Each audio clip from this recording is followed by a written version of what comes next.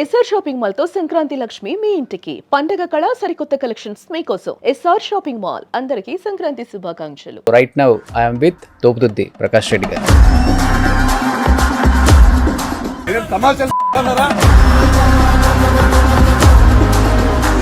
ఏంటి మీది లవ్ మ్యారేజా ప్రకాష్ రెడ్డి గారు? లేదండి, అరేంజ్ మ్యారేజ్. ఫిక్స్ ఏం చేస్తున్నారు ఇప్పుడు? కొడుకు బీబీఏ కంప్లీటెడ్ అండి, మా పాప 10th చదువుతుంది. ఏమైపోయారు అసలుకి అధికారంలోకి వచ్చిన తర్వాత? కూటమి ఒక 5-6 నెలలు అసలుకి ఎవరికి కనిపించలేదు. పులి 4 అడుగులు వెనకేసిందంటే భయపడిందని కాదు కదా, పెద్ద ఎత్తున లంఘించడానికే కదా. లాస్ట్ 5 years లో భూ కబ్జాలు సెటిల్మెంట్లతోనే తోపుదుద్ది ప్రకాష్ రెడ్డి కొన్ని 100 కోట్లకు పడగలెత్తేశారు. డెవలప్మెంట్ అయితే ఏం లేదు, కానీ ఈ రెండు అయితే బాగా నడిచినాయని సునీతమ్మ ఎప్పటికప్పుడు. ఆమె పుల్ల సైజ్ ఇంత, నాది కొంచెం ఎక్కువ ఉంది అనుకోండి, నాది తుంచితే గానీ ఆమె హైట్ కనపడదు. అంటే పరిటాల రవీంద్ర అని ఒక బ్రాండ్ సరిపోదా? తోపుదుద్ది ప్రకాష్ రెడ్డి పేరే వాడుకోవాలా వాళ్ళు ప్రతిసారి కూడా? బట్ మీరు రాజకీయాల్లో రాకముందు ఆ కుటుంబంతో ఎలా ఉండేది మీ రిలేషన్ అసలుకి? మేము ఎప్పుడు కూడా కాంగ్రెస్ వాదలము, వాళ్ళు ఎప్పుడు కూడా కాంగ్రెస్ వ్యతిరేకం. కానీ మీరు కూడా ఇంజనీరింగ్ చదివారు, హిందీ ఇంగ్లీష్ అన్ని బాగా మాట్లాడతారు. మరి ఎందుకు మీడియా ఏదైనా ప్రెస్ మీట్ పెట్టినప్పుడు తొడలు కొట్టడం, మీసాలు తిప్పడం తప్పితే టెక్నాలజీ గురించి మాట్లాడటం అసలుకి? 11 సీట్లకు వైసీపీని ఎందుకు కూర్చోపెట్టారనే దానికి ఏం చెప్తారు అసలుకి? ఈవీఎంలో వల్ల గెలిచారనేది అతని ఒపీనియన్. మీకు 151 వచ్చినప్పుడు కూడా ఈవీఎంఏ చెప్పొచ్చు కదా మరి. 11 సీట్లు వచ్చిన తర్వాత జక్కంపూడి రాజా ఒక వర్షన్ మాట్లాడాడు, కేతిరెడ్డి ఒక వర్షన్ మాట్లాడాడు. ఇవి తీసి పక్కన పెడితే ప్రకాష్ రెడ్డి వర్షన్ అంటే ఏమని చెప్తారు మీరు చెప్పండి? మేము వీక్ ఎక్కడంటే అండి, మాకు మీడియా స్ట్రెంగ్త్ లేదు. తెలుగుదేశం పార్టీ ప్రతి ఒక్క ఎమ్మెల్యే క్యారెక్టర్ అసాసినేషన్ చేస్తూ వాళ్ళు పోస్టర్స్ రిలీజ్ చేసి దాన్ని పబ్లిష్ చేశారు. చంద్రబాబు గారి మేనిఫెస్టో చూసి మమ్మల్ని చూస్తే మాది పేలవమైన మేనిఫెస్టో, అది కూడా వన్ ఆఫ్ ది రీజన్ కావచ్చు. ఈ పాస్ పుస్తకాల మీద రాజముద్ర తీసేసి జగన్ గారి ఫోటో అనేది కూడా కొంచెం అది కూడా ఇంపాక్ట్ పడింది. కానీ వైసీపీలో ఉండాలి అంటే ఏదర్ బాగా భజన బ్యాచ్ అయినా ఉండాలి, లేకపోతే బాగా తిడుతైనా ఉండాలి మైకులలో అనే మాట వాస్తవా? చంద్రబాబు నాయుడు గారు అసెంబ్లీలో అబద్ధాలు చెప్తారు, ఆయన అబద్ధాలు చెప్పడానికి జంకరం. జోగి రమేష్ గారు మరి కొంత ముందుకెళ్లి మరి గట్టిగా పరుష పదజాలంతో మాట్లాడతారు. శ్రీకాళహస్తి ఎమ్మెల్యే మధుసూదన్ రెడ్డి గారు మరి వ్యంగ్యంగా కూడా మాట్లాడతారు. అన్ని పేర్లు చెప్పారు కానీ అసలు పేర్లు మర్చిపోయారు ఎందుకు మరి? ఇప్పుడు మీ ప్రత్యర్థి ఉన్నారు సునీత గారు, భూ కబ్జాలు తప్ప నీకేం తెలుసు అని చెప్పారు. అది మరి మీరు ప్రెస్ మీట్ పెట్టినప్పుడు అదే తొడగొట్టి అదే మేసం తిప్పకుండా అభివృద్ధి పనుల మీద, అభివృద్ధి లెక్కల మీద ప్రెస్ మీట్ పెట్టి మీరు చెప్పొచ్చు కదా. నాకు తెలియందే భూ కబ్జాలు. I hate to see at someone else's property. ఎల్పేట దగ్గర తోపుదుద్ది ప్రకాష్ రెడ్డి లేకపోతే అక్కడ దాదాపు 100 నుంచి 200 మంది చనిపోయే వాళ్ళు అనే మాట విన్నాను. ఏంటి అసలు ఆ రోజు జరిగింది? తప్పు పోలీసులది. 1200 మంది పోలీసుల్ని బందోబస్తు ఇచ్చారు. ఎక్కడ పెట్టారు? అంతే కదా, ఆమె కూడా స్టేట్మెంట్ ఇచ్చారు, 2 జతలు బట్టలు తెచ్చుకోండి. తోపుదిద్ది వాళ్ళ ఆగడాలు కూడా వాళ్ళకి ఇబ్బందులు పడి చచ్చిపోయిన వాళ్ళు చాలా మంది ఉన్నారు. చెప్పాలి కదా, అట్లీస్ట్ ఒక లిస్ట్ విడుదల చేయాలి కదా. సిగ్గుండద్దు నోటికి వచ్చిన అబద్ధాలు చెప్పడానికి. నాకు తల్లి, తండ్రి, గురువు, దైవం అంతా Jagan garu. Is the second biggest popular leader in the country. Hi hello, welcome to Suman TV. నేను మీ Roshan. So right now I'm with Thopudurthi Prakash Reddy garu. నమస్తే అండి. నమస్తే రోషన్ గారు, బాగున్నారా? బాగున్నాను. ముందుగా సంక్రాంతి శుభాకాంక్షలు. Thank you. మీ రాయలసీమ ప్రజలకి, మిమ్మల్ని అభిమానించే మీ ఫ్యాన్స్ అనే చెప్పొచ్చా? నా సహచరులు, నా సహోదరులు, ఫాలోవర్సా, నా ఆప్తులు, అంతేనా? నేను అభిమానించేటువంటి నా రాయలసీమ ప్రజలు, రాప్తాడు ప్రజలు, ఓకే, అనంతపురం జిల్లా ప్రజలు. కాదు, మొత్తం కంప్లీట్ లుక్ చేంజ్ అయిపోయింది. ఒకప్పుడు మీ అంటే మీ పేరు చెప్తేనే మీ మీసం లుక్ మీకు, మీ హెయిర్ స్టైల్ కానీ, మీ మీసం కానీ, మీరు మాట్లాడే తీరు కానీ, ఈ 3 మంచిగా ఉంటాయి. ఏమైపోయారు అసలుకి అధికారంలోకి వచ్చిన తర్వాత? కూటమి ఒక 5-6 నెలలు అసలుకి ఎవరికి కనిపించలేదు. వేరే వనవాసంలోకి వెళ్ళిపోయారా, లేకపోతే వేరే స్టేట్లు వెళ్ళిపోయారా, ఎక్కడ తలదాచుకుంటున్నారా, ఇబ్బంది పడుతున్నారా నియోజకవర్గంలో అని రకరకాలుగా కామెంట్స్ వచ్చినాయి కదా ఇనిషియల్లీ ఇనిషియల్లీ. ఫస్ట్ 6 months కరెక్టే. అడప అనంతపూర్ వచ్చేవాడిని. ఇంకా లేదు కదా, ఇంకా అప్పుడే ఓడిపోయాము, ఓటమికి కారణాలు ఎత్తుకుంటా ఉన్నాము. అంటే ఒక శిథిలమైనటువంటి ఒక కోట పునర్నిర్మాణం చేసుకోవాలి. It takes lot of time. Initially we need funds. Okay, అర్థమైందా? సో ప్లస్ ప్రజలు కూడా అప్పుడు ఇంకా మాకు సంబంధించినటువంటి మా పార్టీ శ్రేణులు కావచ్చు, మా అభిమానులు కావచ్చు, మాకు సంబంధించి ఓటేసినటువంటి ప్రజలు కావచ్చు. సో అవి దట్ వాస్ టూ ఎర్లీ. ఓడిపోయిన మరుసటి రోజే బహుశా June 6th or June 4th press meet పెట్టాను. మేమేమి ఎక్కడ కూడా డీల్ అవ్వలేదు. ప్రెస్ మీట్ పెట్టాను పార్టీ ఆఫీస్లో. జనము ఏదైతే ఒక మ్యాండేట్ ఇచ్చారో గౌరవిస్తాం, బట్ విల్ ఫైట్ బ్యాక్. ప్రజల కోసం పోరాడతాం. ఆ పోరాటం ఏ స్థాయి వరకు చేస్తామైతే, అవసరమైతే తోపుతుర్తి ప్రకాష్ రెడ్డి అంతిమయాత్రే జగన్మోహన్ రెడ్డి గారి జైత్రయాత్ర కావాలి మళ్ళీ ఎలక్షన్లకు అనేంతగా మాట్లాడాము. ఎక్కడ కూడా తగ్గలేదు. But being available to public అనేది ఫస్ట్ ఒక 6 నెలల పాటు అయితే లేను. అన్నీ కూడా రీకూప్ చేసుకోవాలి కదా. డబ్బులు నష్టపోయి ఉంటాము, ఫైనాన్షియల్గా రీకూప్ చేసుకోవాలి. ఇంకొకటో ఇబ్బంది ఇంకొకటి ఉంటుంది, అవన్నీ ఉంటాయి కదా రాజకీయం అంటే. ఇనిషియల్గా ఏంటంటే ఓడిపోయినప్పుడు ఎప్పుడు కూడా క్యాడర్కి మనమే దగ్గర ఉండాలి. ఎందుకు ఓడిపోయామో, ఓడిపోయిన దానికి వాళ్ళకి మనం సమాధానం చెప్పుకోవాలి, క్యాడర్ని స్ట్రాంగ్ చేసుకోవాలి. వాళ్ళు వీక్ అయిపోతుంటారు, దాడులు జరుగుతుంటాయి, ఆ టైంలో నిలబడాలి. కానీ కరెక్ట్గా అదే టైంలో మీరు జంప్ అయిపోయారు. అప్పుడు ఉన్నాం, ఫస్ట్ ఇనిషియల్ డేస్లో ఉన్నాం. మన ఇనిషియల్ డేస్లో ఒక 10-15 days ఉన్నాము. నేను లేకపోతే మా బ్రదర్స్ ఎవరో ఒకరు అందుబాటులో ఉండడం కూడా జరిగింది. 1 month 2 months తర్వాత అన్వేషణలోకి వెళ్ళాం.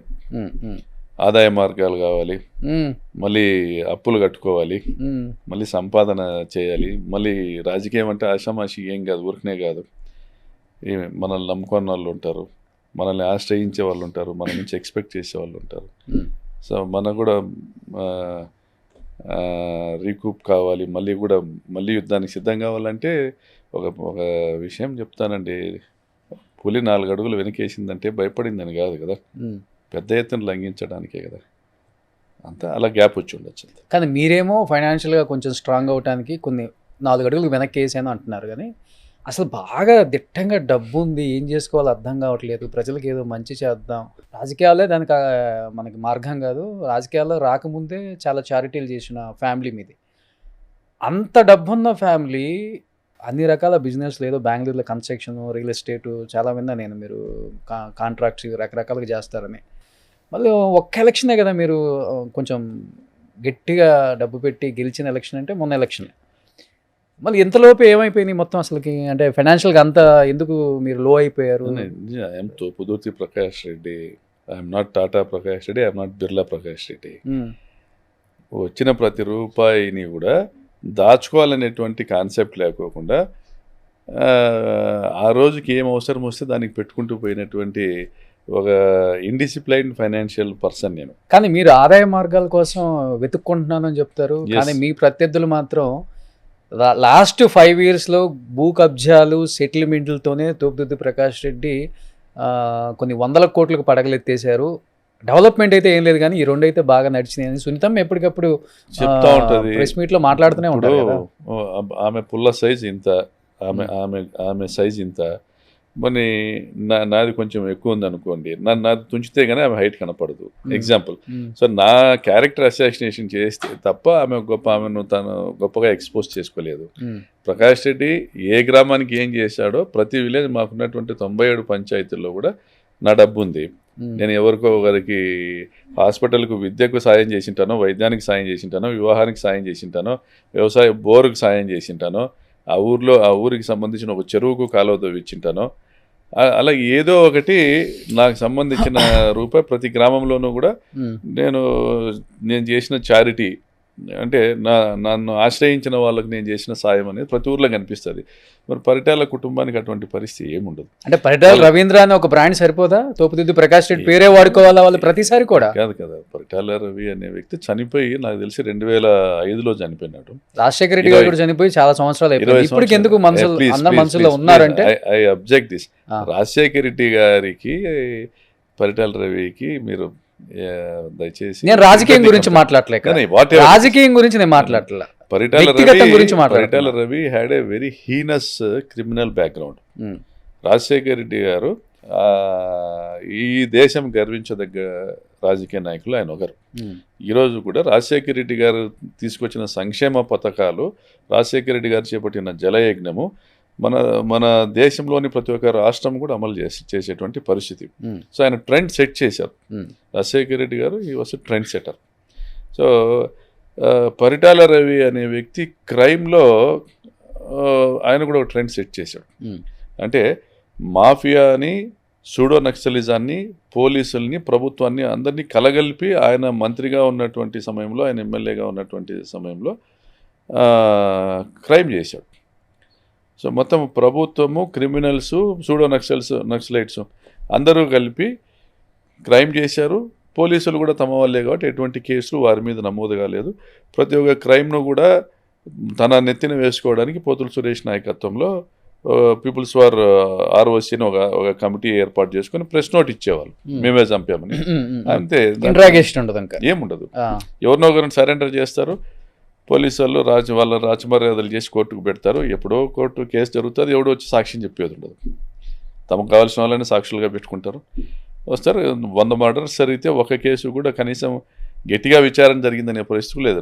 నామకే వస్తే విచారణ జరిగినాయి, కేసులన్నీ కొట్టేయడం జరిగింది. చాలా వీక్ ప్రజాస్వామ్యపు విలువలు ఉన్నటువంటి దశ అది. ఇప్పుడు మీరు అన్నట్లుగానే మిమ్మల్ని ఓడించటానికి మీ రెడ్డి సామాజిక వర్గమే ఆమెతో చేతులు కలిపిన రోజులు ఉన్నాయి కదా. అంటే ఐ కెనాట్ సే ఇప్పుడు రెడ్డి సామాజిక వర్గం ఆమెతో ఎప్పుడు చేతులు కలపదు. రెడ్లలో కొంతమంది అసూయ పొరులు ఉంటారు. మీరు ఒక 4-5 పాలిటిక్స్లో తాము గొప్ప నాయకులు అని అనేటువంటి భ్రమ ఉన్న వాళ్ళు ఒక 4-5 ఆమెతో చేతులు కలిపి ఉండొచ్చు. అంతేగాని సామాజిక వర్గం అంతా ఆమెతో ఎందుకు చేతులు కలుపుతుంది? రెడ్డి సామాజిక వర్గం సంపూర్ణంగా నేను గెలవాలి, ఆమె ఓడాలని కోరుకుంటుంది. కానీ మీరు ఒక మాట అన్నారు, రాజశేఖర రెడ్డి గారి పేరు వచ్చినప్పుడు అతనికి ఇతనికి చాలా డిఫరెన్స్ చెప్తారు. ఎస్, మీరు అన్నారు, నేను ఒప్పుకుంటాను. కానీ మీరు కూడా ఇంజనీరింగ్ చదివారు, మంచి చదువు ఉంది, కమ్యూనికేషన్ స్కిల్స్ బాగుంటాయి, ఇంగ్లీష్లో మంచి వక్త, మీరు అన్ని రకాలుగా హిందీ, ఇంగ్లీష్ అన్నీ బాగా మాట్లాడతారు. మరి ఎందుకు మీడియా ఏదైనా ప్రెస్ మీట్ పెట్టినప్పుడు తొడలు కొట్టడం, మీసాలు తిప్పడం తప్పితే టెక్నాలజీ గురించి మాట్లాడరు? అసలుకి తొడలు ఎప్పుడు కొట్టినట్లు నాకు గుర్తు లేదండి. మీసం తిప్పడం అనేది బహుశా 1-2 సార్లు చేసి ఉండొచ్చు, మీసం తిప్పడం అనేది. బట్ అది ఏముంటుంది అంటే, ఐఎమ్ ఫ్రమ్ రూరల్ కాన్స్టిట్యున్సీ. నేను ఒక రైతు బిడ్డను, గ్రామీణ ప్రాంతం నుంచి వచ్చినాను, తోపుదుర్తి గ్రామం నుంచి వచ్చాను. దాదాపుగా ఒక 70-80 సంవత్సరాల రాజకీయ చరిత్ర ఉన్నటువంటి కుటుంబం నుంచి వచ్చినాను. సో మా ప్రాంతము, మా ప్రజలు అనే అభిమానం నాకుంటుంది. మా ప్రకాష్ రెడ్డి అనేది అభిమానం వారికి ఉంటుంది. అంటే ఇది నాకు సంబంధించింది కాకపోయినా పెద్దల నుంచి వచ్చిన గౌరవం ఉంటుంది, మా యాన్సిస్టర్స్ నుంచి వచ్చిన గౌరవం కూడా మాకుంటుంది. సో దాన్ని రిప్రజెంట్ చేస్తూ నేను ఎంత ప్రజల్లో మంచి పనులు చేసినా, నేను ఎంత మంచి పేరు తెచ్చుకున్నా, ఆ క్రెడిట్ వచ్చేది మా కుటుంబానికి వస్తుంది, మా పెద్దలకు వస్తుంది, మా గ్రామానికి వస్తుంది. సో అటువంటప్పుడు మా గ్రామము ఏ విధంగా నా వెనక నిలబడిందంటే, 2014-19లో నన్ను రామగిరి మండలంలోకి రానివ్వలేదు. 5 సంవత్సరాలు పరిటాల సునీత సొంత మండలంలోకి రానివ్వలేదు. సో పరిటాల సునీత మా ఊరికి వచ్చినప్పుడు ఆమెను 6 గంటల పాటు ఊర్లోకి రానిలేదు. 2000 మంది పోలీస్ బందోబస్తు తీసుకొని వచ్చింది. 2017లో అనుకుంటా, ఆమె మంత్రిగా ఉన్నప్పుడు పసుపు కుంకుమ కార్యక్రమానికి 2000 మంది పోలీసులు, ఎస్పీ గారు, డిఐజీ గారు, దాదాపు 15-20 మంది సిఐలు, ఒక 7-8 మంది డిఎస్పీలు, ఒక 20 మంది సిఐలు, ఇంతమంది పోలీసులు ఉన్నా కూడా ప్రజలు తిరగబడి రానిలేదు. అది మా ప్రాంత ప్రజల పౌరుషం. ఎందుకంటే మా ప్రకాష్ రెడ్డిని ప్రజలు తిరగబడ్డారా, మీరు తిరగబడమని చెప్పారా? మేము క్లియర్గా ప్రతి నిమిషము కూడా అక్కడ పోలీస్ ఆఫీసర్స్ మా ఫోన్ తీసి అక్కడ ఉన్న లోకల్గా ఉన్న మహిళలకు లీడర్లకు ఇచ్చారు, మీ ప్రకాష్ మాట్లాడతాడు, మీ ప్రకాష్ రెడ్డి మాట్లాడతాడని. అమ్మ దయచేసి దారి ఇవ్వండి, ఆమె వచ్చి అక్కడ వాళ్ళ ప్రోగ్రామ్ ఒక 5 నిమిషాల్లో ముగించుకొని వెళ్ళిపోతుంది, ఇట్లా అడ్డగించడం మంది కరెక్ట్ కాదు అంటే అని నేను రిక్వెస్ట్ చేసుకుంటూ వచ్చాను. పోలీస్ ఎస్పీ గారికి, డిఐజీ గారికి అందరికీ తెలుసు.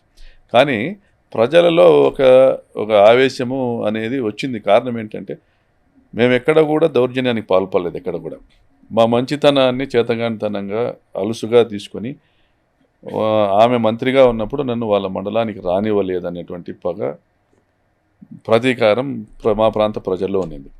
సో వారికి సంబంధించినటువంటి ఆ పౌరుషానికి నేను ప్రతీకను. సో నేను వారి మీద నమ్మకంతో నేను ఏం మాట్లాడినా కూడా నా వెనకన ఈ జనం ఉన్నారని నేను మాట్లాడమే తప్ప పర్సనల్గా నా ఒపీనియన్ అంటూ ఏముండదు. అంటే రెండు కుటుంబాల మధ్య గొడవ, 2 పార్టీల మధ్య గొడవగా ఎత్తి చూపిస్తున్నారా, లేకపోతే మొత్తం ఆంధ్రప్రదేశ్ జనానికి కావచ్చు, లేకపోతే ఈ నియోజకవర్గానికి కావచ్చు? వ్యక్తిగతంగా పరిటాల కుటుంబంతో ఎటువంటి గొడవ లేదు. మాకు ఎటువంటి పొలం తగాదాలు లేవు. మా గ్రామానికి వాళ్ళ గ్రామానికి కనీసం అంటే ఒక 25 to 30 కిలోమీటర్స్ దూరం ఉంది. బట్ మీరు రాజకీయాల్లో రాకముందు ఆ కుటుంబంతో ఎలా ఉండేది మీ రిలేషన్ అసలుకి? మేము ఎప్పుడు కూడా కాంగ్రెస్ సోదరులము, వాళ్ళు ఎప్పుడు కూడా కాంగ్రెస్ వ్యతిరేకులు. సో మా నాన్న 94 పూర్వం తెలుగుదేశంలో పనిచేశారు. అంతకుముందు పరిటాల రవి మా నాన్నతో చాలా బాగుండేవాడు. పరిటాల రవి తమ్ముడు హరిని ఎన్కౌంటర్ చేసినప్పుడు కూడా పరిటాల రవి అప్పుడు వెరీ యంగ్, నాకు తెలిసి 1970s మా చిన్న తాత ఇంటికి వచ్చాడు. సో మా చిన్న తాత అని ఆయన ఇంటికి వచ్చాడు, రాంభూపాల్ రెడ్డి గారి ఇంటికి. మా నాన్నను అందరు ఉన్నారు. సో అప్పుడు ఆయన పరిస్థితి ఏంటంటే మద్దిలచెరు నారాయణ రెడ్డి మనుషులు నన్ను చంపే ప్రమాదం ఉంది, నాకు ఎటువంటి కర్మ తెలియదు, నేను ఏ నక్సలైట్ల పార్టీలో లేను, ఏ రాజకీయాల్లో లేను, నేనేదో నా వ్యవసాయం నేను చేసుకునేవాడిని అనేసి వచ్చి ఆయన్ని కలవడము, రాంభూపాల్ రెడ్డి గారిని కలవడము. ఆయన కూడా లేదులే మేము అండగా ఉంటాం నీకని చెప్పడము. దాని తర్వాత మళ్ళీ అతను ఎక్సైల్లోకి వెళ్ళడం జరిగింది.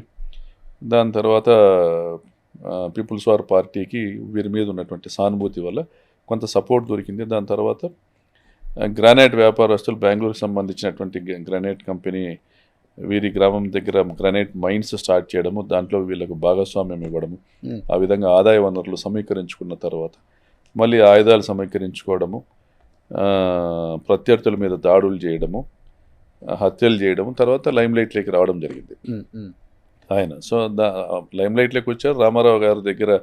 రామారావు గారు పిలిపించుకొని పార్టీలో చేర్చుకున్నారు. దాని తర్వాత కూడా హీ వాస్ ఆయన రెస్పెక్టబుల్గానే ఉండేవాడు, గౌరవించేవాడు మా నాన్న. దాని తర్వాత 95 ఎలక్షన్స్ తర్వాత 95 local body elections, ZPTC, MPP elections అప్పటి నుంచి విభేదించిన తర్వాత నేను ఇంజనీరింగ్ చేసేవాడిని 95లో, ఇంజనీరింగ్ చిక్బల్లాపూర్లో. So I was the college NSU president. అప్పుడు కాలేజీలో ఎన్ఎస్యూ ప్రెసిడెంట్ ఉండేవాడిని. తర్వాత నేను సంపూర్ణంగా కాంగ్రెస్ మైండ్ సెట్టే. మా మేనత్త, మా మామ అక్కడ కాంగ్రెస్ పార్టీ లీడర్స్ కర్ణాటకలో, బాగేపల్లి. సో వాళ్ళిద్దరూ మున్సిపల్ చైర్మన్గా 20 సంవత్సరాలు పనిచేశారు. వాళ్ళకి పిల్లలు లేకపోయారు, నేను అక్కడే ఉండేవాడిని. టోటల్ కాంగ్రెస్ మైండ్ సెట్లోనే ఉండేవాళ్ళం అప్పటి నుంచి కూడా. తర్వాత నేను పాలిటిక్స్లోకి రావడం అనేది 2007 తర్వాత నేను పాలిటిక్స్లోకి వచ్చాను. యాక్సిడెంటల్గా జరిగిందా, ఇష్టపడి వచ్చారు? అంటే నేను కాంట్రాక్ట్స్ చేసేవాడిని, ఇరిగేషన్ కాంట్రాక్ట్లు వచ్చాయి నాకు 2005లో, డబ్బులు వచ్చాయి. తర్వాత మళ్ళీ ఇంకా కొన్ని వర్కులు తీసుకున్నా, పనులు చేసుకుంటున్నా. అనుకోకుండా పెనుగొండ బై ఎలక్షన్లో పరిటాల సునీత గెలిచిన తర్వాత, రవి హత్యానంతరం తర్వాత కొంత అక్కడ లీడర్స్, పెనుగొండ కాన్స్టిట్యున్సీ లీడర్స్ నన్ను అప్రోచ్ అవ్వడము ఫర్ వేరియస్ రీజన్స్.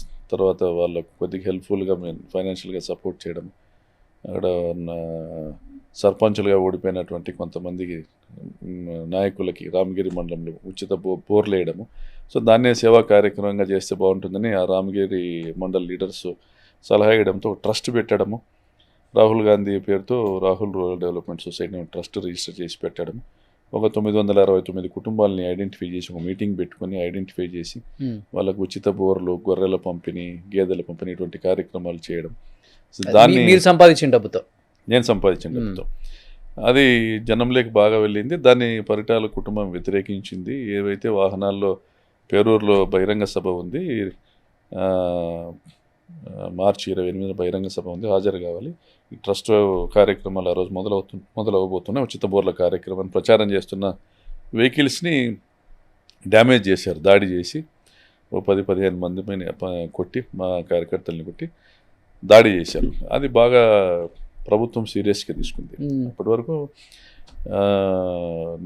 నాకు పార్టీ పదవి కానీ ఏమి కూడా లేదు. I was not a serious politician. So మేము కాంగ్రెస్ పార్టీ సింపథైజర్స్ అంతవరకు. మా చిన్నమ్మ జిల్లా పరిషత్ చైర్మన్గా ఉండేవారు, కవితమ్మ గారు. మా భాస్కర్ రెడ్డి గారు మా చిన్న ఈ మధ్య చనిపోయినారు ఆయన. సో వాళ్ళు సీరియస్ పాలిటిక్స్లో ఉండేవాళ్ళు. దాని తర్వాత రాజశేఖర రెడ్డి గారు పేరూరు అంటే పరిటాల సునీత సొంత మండలంలో, ఆమె గ్రామానికి సమీపంలో ఉన్నటువంటి అటువంటి పెద్ద గ్రామం అది, ఆ మండలంలో ఉన్న పెద్ద గ్రామం. సో అక్కడ సభ జరపాలనా లేదా అనే దాని విషయం మీద రాజశేఖర రెడ్డి గారు కనుక్కోమన్నారని దివాకర్ రెడ్డి గారు ఫోన్ చేశారు. మీ గురువా జేసీ గారు? జేసీ గారు 2000 మాకు బంధువు. 2006-7 ప్రాంతం నుంచి 2009 వరకు కూడా. సో నాకు ఏదైనా పనున్నా, ఏదైనా ఇబ్బంది ఉన్నా కూడా ఆయనకు చెప్పేవాడిని. అప్పుడు ఉన్నటువంటి రఘువీరారెడ్డి గారు, అనంత వెంకటరామరెడ్డి గారు వీళ్ళంతా ఒక గ్రూప్గా ఉండేవాళ్ళు. దివాకర్ రెడ్డి గారి శిష్యులే వీళ్ళందరూ, కానీ ఆయనను వ్యతిరేకిస్తూ ఒక గ్రూప్ మెయింటైన్ చేసేవాళ్ళు. సో ఆ క్రమంలో జగన్మోహన్ రెడ్డి గారి దగ్గరికి నేను ఒకసారి వెళ్ళడం జరిగింది 2005-6లో. 2000 నుంచి జగన్మోహన్ రెడ్డి గారితోనే ఉన్నా, రెగ్యులర్గా టచ్లో. 2000 సంవత్సరం నుంచి 2000 నుంచి 25 సంవత్సరాల ప్రయాణం బెంగళూరులో. సో ఇలా వర్క్స్ వచ్చాయన్నా నాకు కొంత ఇబ్బందులు ఉన్నాయి, ఇరిగేషన్ డిపార్ట్మెంట్లో నాకు పనులు అవ్వాలంటే ఇబ్బంది ఉందంటే రఘువీరారెడ్డి దగ్గరికి వెళ్ళు అన్నాడు. ఆయన నాకు పని చేయకపోవచ్చు అంటే దివాకర్ రెడ్డి దగ్గరికి వెళ్ళు, నీకేం అవసరం ఉన్నా కూడా ఆయనతో సపోర్ట్ తీసుకో, నాకు టైం వచ్చినప్పుడు నేను పికప్ చేసుకుంటాను. దివాకర్ రెడ్డి గారితో ఉండేవాళ్ళు. మా నాన్నకు దివాకర్ రెడ్డి గారు అంటే చాలా అభిమానము, ఆయన బంధువు కాబట్టి మామ అని పిలుస్తారు. ఆయనతో కంటిన్యూస్ యాక్సెస్లో ఉండేవాళ్ళు. సో దాని తర్వాత దివాకర్ రెడ్డి గారికి అంటే అప్పుడు నేను టెండర్లు వేసినప్పుడు 2005లో హంద్రీనివా టెండర్లు వేసినప్పుడు బెదిరింపులు జరిగాయి. నేను గుజరాత్ కంపెనీ పేరుతో టెండర్లు వేస్తే అహ్మదాబాద్కి వెళ్ళి అక్కడికి వెళ్ళి బెదిరించి టెండర్లు విత్డ్రా చేసుకోవాలని. ఆ సందర్భంలో దివాకర్ రెడ్డి గారు ఆ కంపెనీకి ఫోన్ చేసి, మీరు ఎవరికి భయపడాల్సిన పని లేదు, మీ పనులను జరిపించే బాధ్యత మాది, ప్రకాష్ రెడ్డి మావాడే, మీరు నిరభ్యంతరంగా పనులు అతనికి ఇవ్వండి, ఇబ్బంది ఏం లేదు, పనులు చేసుకుంటాడని. సో మారల్ సపోర్ట్ ఇచ్చారు. సో అప్పటి నుంచి ఆయనతో పాటే ఉన్నాం. తర్వాత రాజశేఖర రెడ్డి గారు నన్ను పిలిపించి దివాకర్ రెడ్డి గారికి చెప్పి, మరి మా మేనమామ ప్రొద్దుటూరు ఎమ్మెల్యే వరదరాజరెడ్డి గారికి ఇద్దరికి చెప్పి ప్రకాష్ని రమ్మని చెప్పి పిలిపించి నాకు చెప్పారు, సర్వీసు చేస్తాను, ప్రజలకు సేవ చేస్తాను, బాగానే ఉంది, ఫ్యాక్షన్ జోలికి వెళ్ళకు, ఫ్యాక్షన్ బిఫోర్ ఫ్యాక్షన్ చేశారు కొంత అంటే మేము గతంలో పరిటాల రవిని మేము ఎదిరించాల్సి వచ్చింది. ఓకే. 95 తర్వాత పరిటాల రవి ప్రత్యక్షంగానే. ఓకే. 95 జిల్లా జెడ్పీటీసీ ఎలక్షన్స్ తర్వాత పరిటాల రవికి సంబంధించినటువంటి సూడో నక్సల్ సంస్థ పేపర్ స్టేట్మెంట్ ఇచ్చింది. మా అన్నను తొబ్దుర్తి చంద్రశేఖర్ రెడ్డిని హతమారుస్తామనేసి ఒక స్టేట్మెంట్ ఇవ్వడం జరిగింది ప్రెస్కి. దాని తర్వాత మన వరకు వస్తామంటే ఎవరైతే మనకేమనేటువంటి మైండ్ సెట్ ఉంది కాబట్టి మేము కూడా ప్రిపేర్డ్గానే ఉండేవారు. ఇప్పుడు కూడా మా దగ్గర అప్పట్లో మేము బాంబులు పెట్టుకొని తిరిగేవాళ్ళం. ఇంటి కొడవేన్లు ఉండేటివి, ఇంట్లో కొడవేన్లు ఉండేటివి, మిద్ద పైన బాంబులు రాళ్ళు పెట్టుకొని ఉండేవాళ్ళం. మా ఇంటికి పరిటాల రవి ఇంటికి అంతా ఒక 100 అడుగుల దూరం అంతే.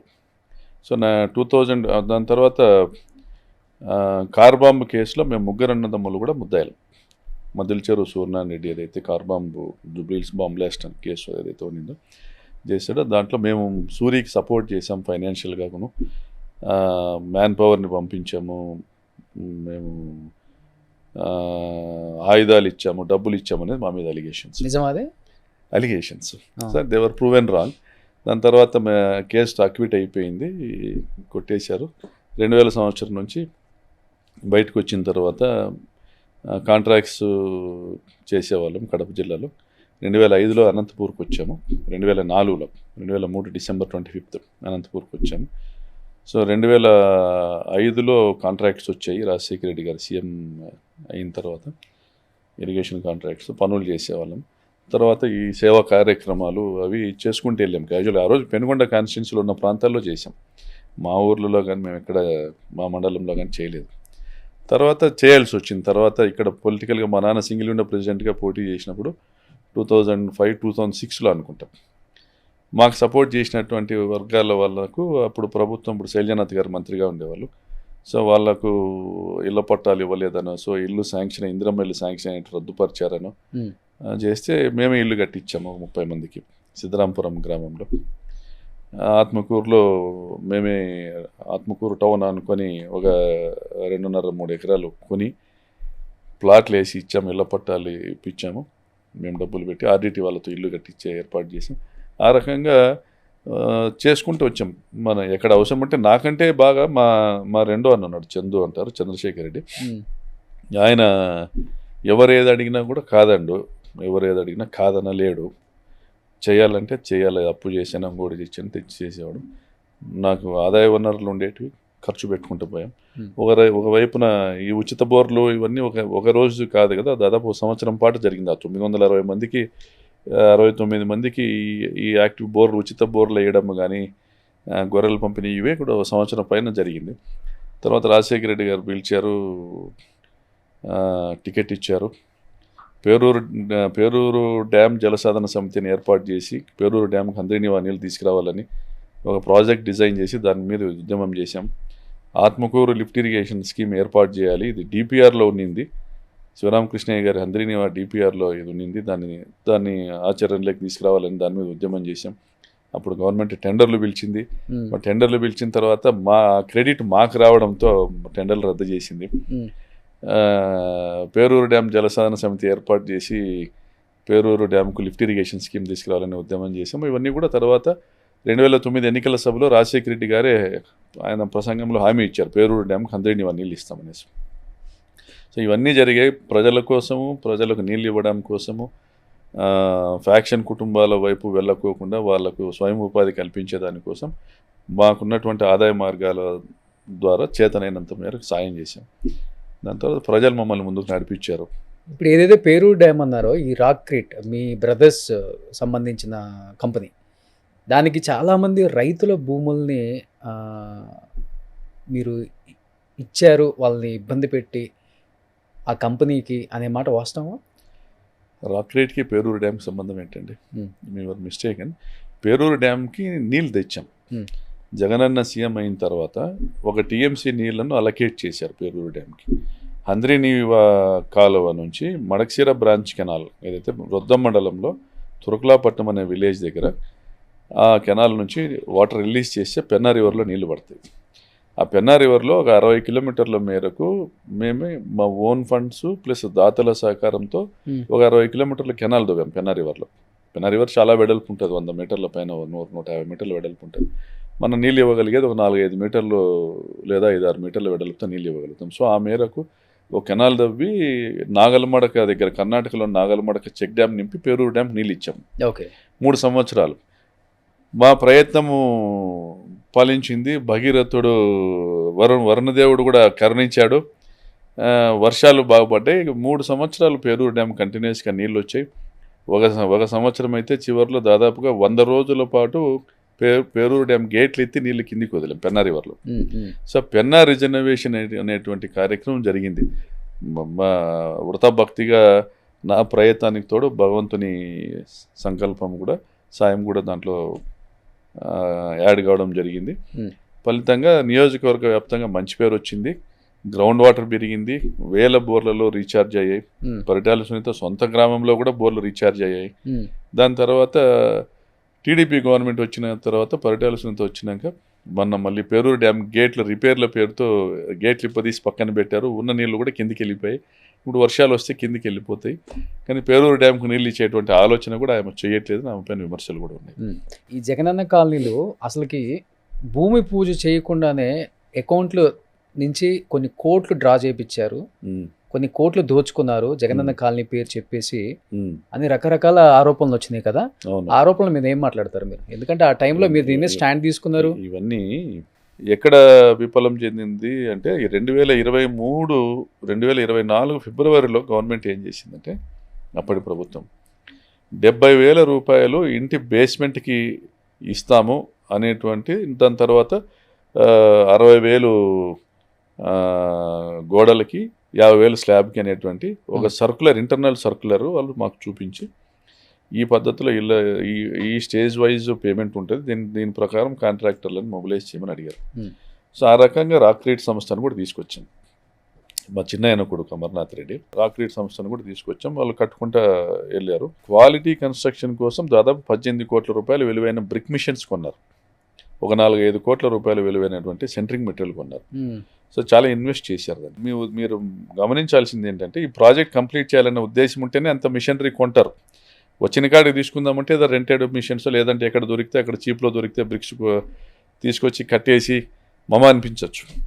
ఇది జగన్మోహన్ రెడ్డి గారు ఇల్లు కట్టి ఇస్తాము అన్నటువంటి ఇచ్చిన హామీని నిలబెట్టడానికి చేసే, ఎక్కడ కూడా అర్హులైన వాళ్ళకైతే రాలేదన్నది ఒక ప్రతి చోట మనకి వినపడుతూనే ఉంది. అలా కదా, మీకు 2 ఇళ్ళు 3 ఇళ్ళు ఉన్న వాళ్ళకి కూడా జగనన్న ఇల్లు వచ్చింది. అలా కాదు, మీరు ఎక్కడైనా ఉంటే కేసు టు కేసు చెప్పండి, దాని గురించి డిబేట్ చేద్దాము.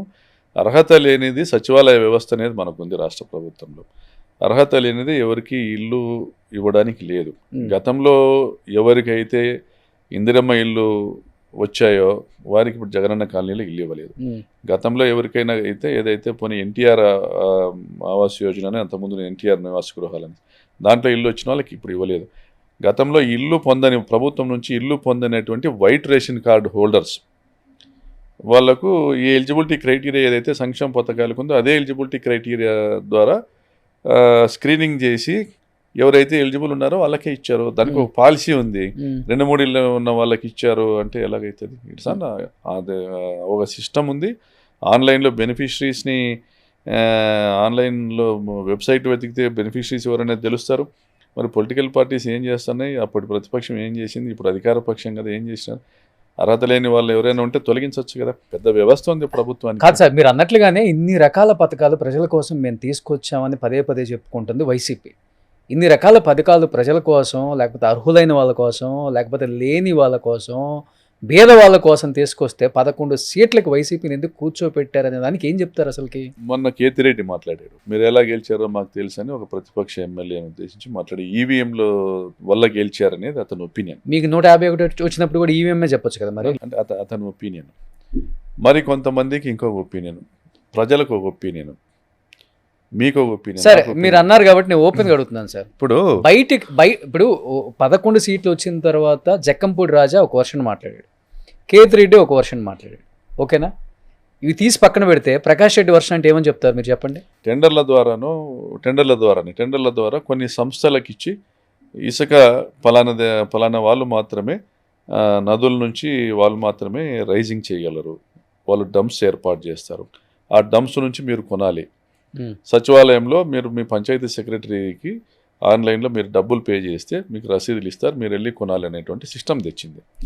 నిజమే, ఈ సిస్టమ్ మంచిదే, ప్రభుత్వానికి ఆదాయం వస్తుంది. ప్రభుత్వానికి ఆదాయం తీసుకొని రావడానికి వేరే చాలా మార్గాలు అన్వేషించవచ్చు.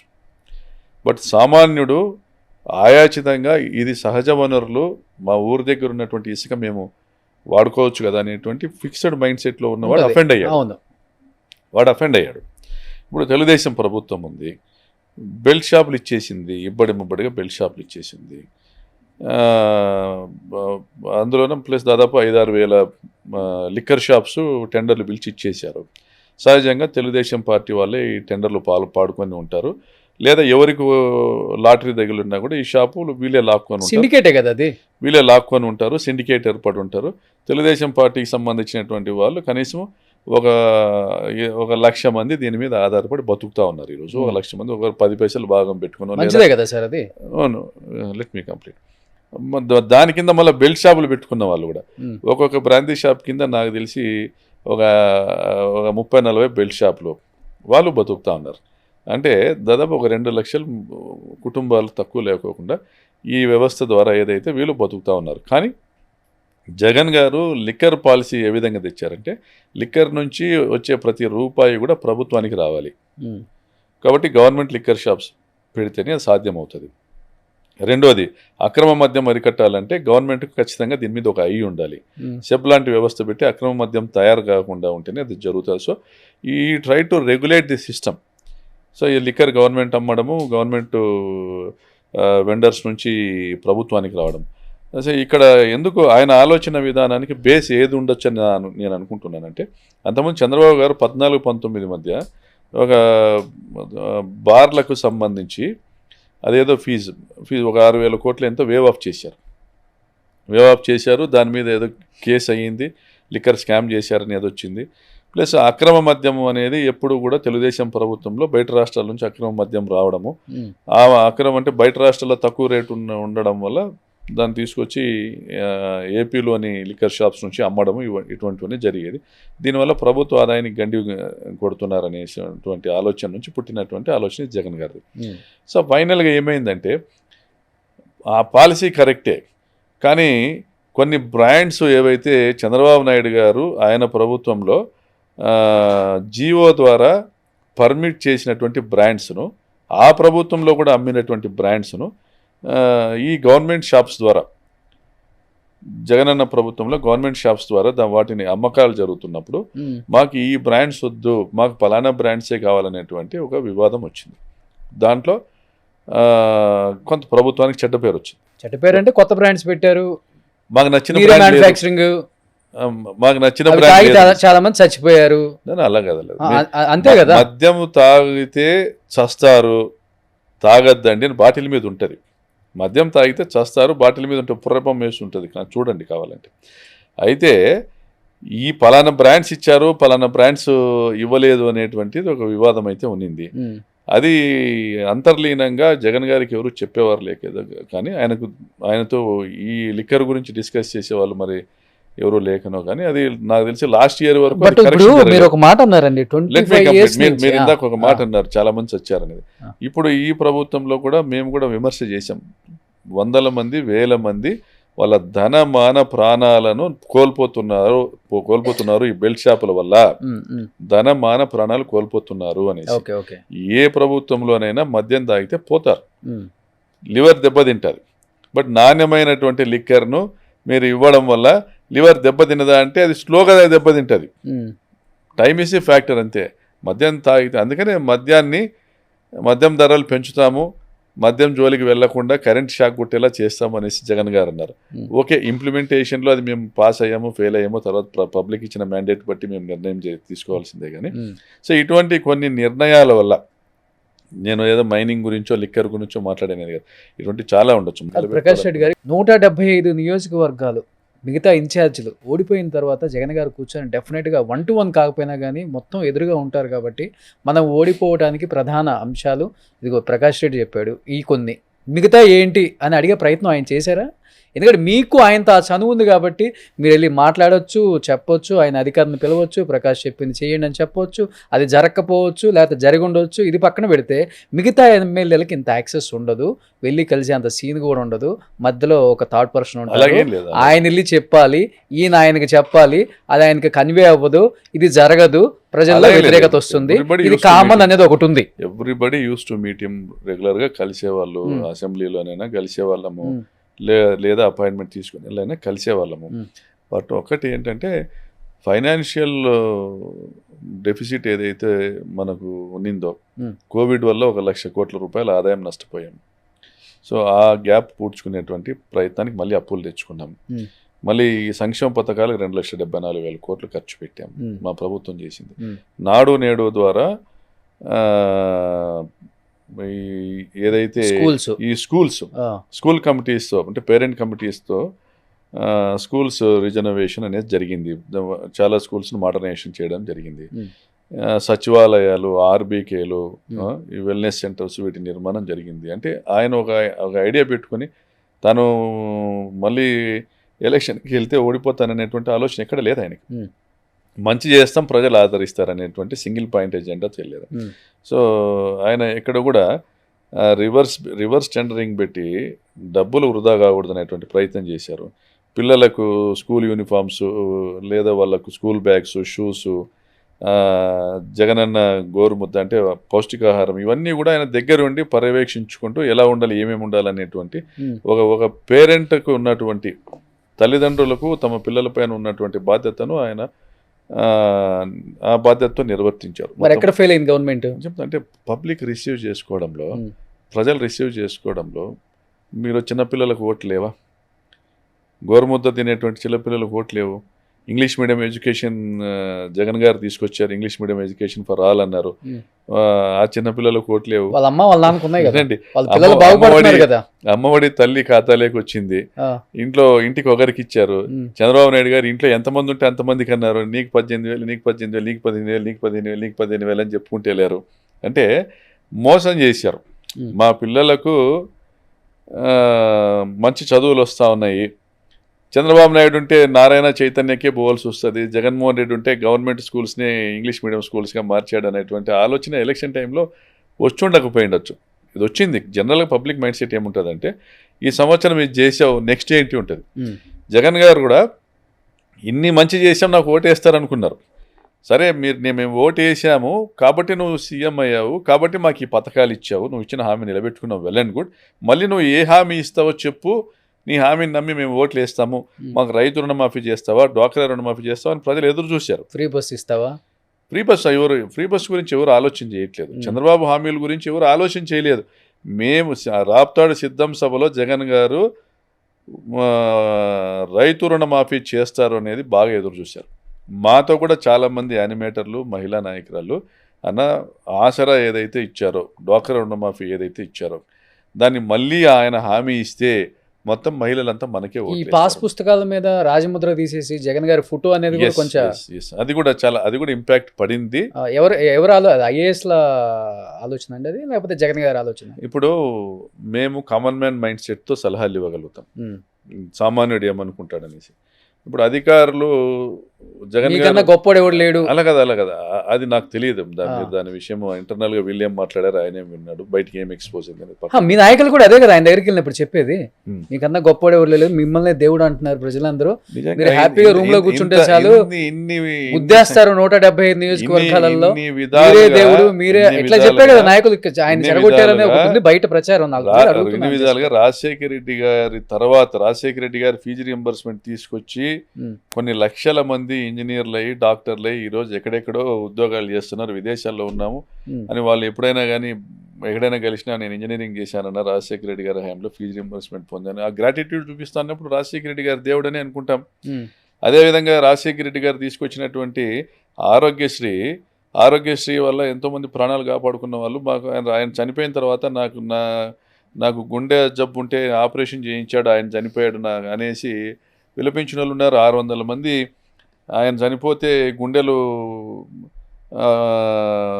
ఆగి చనిపోయిన వాళ్ళు, ఆత్మహత్యలు చేసుకున్న వాళ్ళు ఉన్నారు. అంటే మన సదరన్ స్టేట్స్లో తమిళనాడు కానీ ఆంధ్ర కానీ చాలా దగ్గరగా కనెక్ట్ అవుతారు ప్రజలు, ఎమోషనల్గా కనెక్ట్ అవుతారు.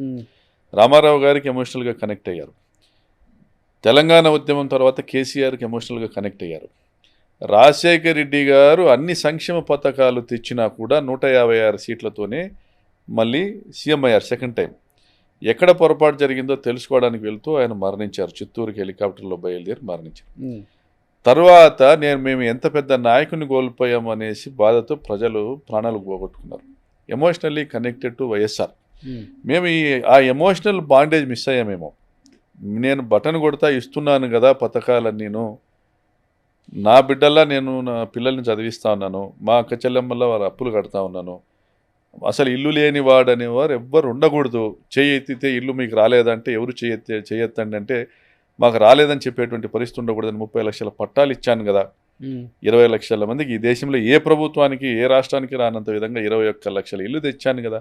వీళ్ళన్నీ ఇన్ని చేశాను కదా, ఇవన్నీ కంటిన్యూ చేయాలి అంటే ఒక కదా, రాష్ట్రం ఎప్పుడు సార్ బాగుపడేది Let me ఒకటి చెప్పండి సార్. ఇవన్నీ కంప్లీట్ చేయాలి కదా, ఆ, ఇవన్నీ కంప్లీట్ చేయడానికి నాకు మళ్ళీ ఓట్లు వేస్తారు కదా, ఇవన్నీ చేస్తున్నాం కదా ఓకే అని నమ్మారు జగన్ గారు నమ్మారు.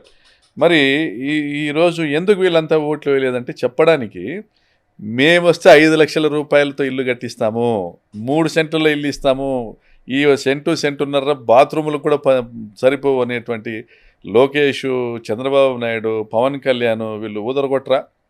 మీరేంటండి రోషన్ గారు, మీకు పెద్ద ఛానల్ కట్టిస్తాం, మీకు ఛానలే మీకు కొనిస్తాము, రోషన్ గారు మీరు ఎండీగా ఉండాలా, మీరు ఛానల్ నడపగలగాలి, మీ స్థాయి అది, మీరు ఇక్కడేంటండి, మీరు ఇక్కడున్నారు, మీరు సుమన్ టీవీలో, చెప్పలేకపోయారు. మీరు సుమన్ టీవీలో అని చెప్తే మైండ్కి ఒక ఆలోచన వస్తుంది. చెప్పదగినటువంటి స్థాయి, ఈయన చెప్తే నమ్మొచ్చు అనేటువంటి స్థాయి. అంటే ఆయన ముఖ్యమంత్రి చేశారు అప్పటికి 3 సార్లు. పవన్ కళ్యాణ్ నేను చొక్కా పట్టుకొని హామీలు అమలు చేయిస్తానని చెప్పేటువంటి పవన్ కళ్యాణ్ మాస్ ఫాలోయింగ్ ఉన్న వ్యక్తి, సినిమా క్రేజ్ ఉన్నటువంటి వ్యక్తి. మరి వీళ్ళందరూ కలిసి జగన్ గారు చేస్తున్న మంచిని తక్కువగా చూపించి తాము ఇంకా పెద్దగా మంచి చేస్తామని చెప్తే నమ్మి ఉండొచ్చు. కానీ వైసీపీలో ఉండాలి అంటే ఏదర్ బాగా భజన బ్యాచ్ అయినా ఉండాలి, లేకపోతే బాగా తిడుతైనా ఉండాలి మైకులలో. ఈ ఇద్దరు మాత్రమే ఇక్కడ సర్వైవల్ అవ్వగలరు. స్ట్రైట్ ఫార్వర్డ్గా ఉన్న వాళ్ళు ఇక్కడ వర్కౌట్ అవ్వరు, నాయకులకి పెద్దగా పదవులు కూడా రావు అనే మాట వాస్తవా? స్ట్రైట్ ఫార్వర్డ్ అంటే చెప్పండి, ఉన్నట్లుగా స్ట్రైట్ ఫార్వర్డ్ అంటే చెప్పండి. ఇప్పుడు చంద్రబాబు నాయుడు గారు అసెంబ్లీలో అబద్ధాలు చెప్తారు, ఆయన అబద్ధాలు చెప్పడానికి జంకరం చంద్రబాబు నాయుడు. సో దాన్ని విమర్శ చేస్తే జగన్మోహన్ రెడ్డి గారి మెప్పు కోసం చంద్రబాబు నాయుడు విమర్శ చేస్తున్నారు అనుకుంటే అది కరెక్ట్ అవుతుందా? కాదు కదా. సందర్భోచితంగా అధికార పార్టీకి ఎప్పుడైతే ప్రతిపక్షము లేని అబాండాలు వేసేటప్పుడు మా మీద దాన్ని కౌంటర్ చేయాల్సిన బాధ్యత ఎమ్మెల్యేలకు ఉంటుంది. ఆ కౌంటర్ చేసే విధానంలో విమర్శగాను చేయొచ్చు. ధర్మశ్రీ గారు కవితల్లాగా కూడా చెప్తారు, జోగి రమేష్ గారు మరి కొంత ముందుకెళ్ళి మరీ గట్టిగా పరుష పదజాలంతో మాట్లాడతారు. మా శ్రీకాళహస్తి ఎమ్మెల్యే మధుసూదన్ రెడ్డి గారు మరీ వ్యంగ్యంగా కూడా మాట్లాడతారు. అలా రకరకాల పేర్లు చెప్పారు కానీ అసలు పేర్లు మర్చిపోయారు ఎందుకు? మరి అన్ని పేర్లు బాగానే చెప్పారు, అలా రకరకాలు ఉంటాయి. ఓకే, అసలు పేర్లు మర్చిపోయారు. వినండి, ఇందులో మీకు కొడాలి నాని గారు రాజశేఖర రెడ్డి గారిని పొగిడారు, ప్రతి ఒక్కరి గుండెకి హత్తుకుంది అది. అంటే రాజశేఖర రెడ్డి గారి లాంటి మరణం వస్తుందంటే అంతకంటే ఏం కావాలనేసి. అంటే రాజశేఖర రెడ్డి గారు చనిపోయిన తర్వాత కొన్ని లక్షల మంది ఆయన అంతిమయాత్రలో పాల్గొని కొన్ని వందల మంది ఆయన కోసం ప్రాణాలు ఇచ్చారంటే అది డెస్టినీ. ప్రజా జీవితంలో ఒక లీడర్ కోరుకునేటువంటి డెస్టినీ అది. సో దాన్ని పొగడుతుంటారా? వాస్తవాలు చెప్పడం.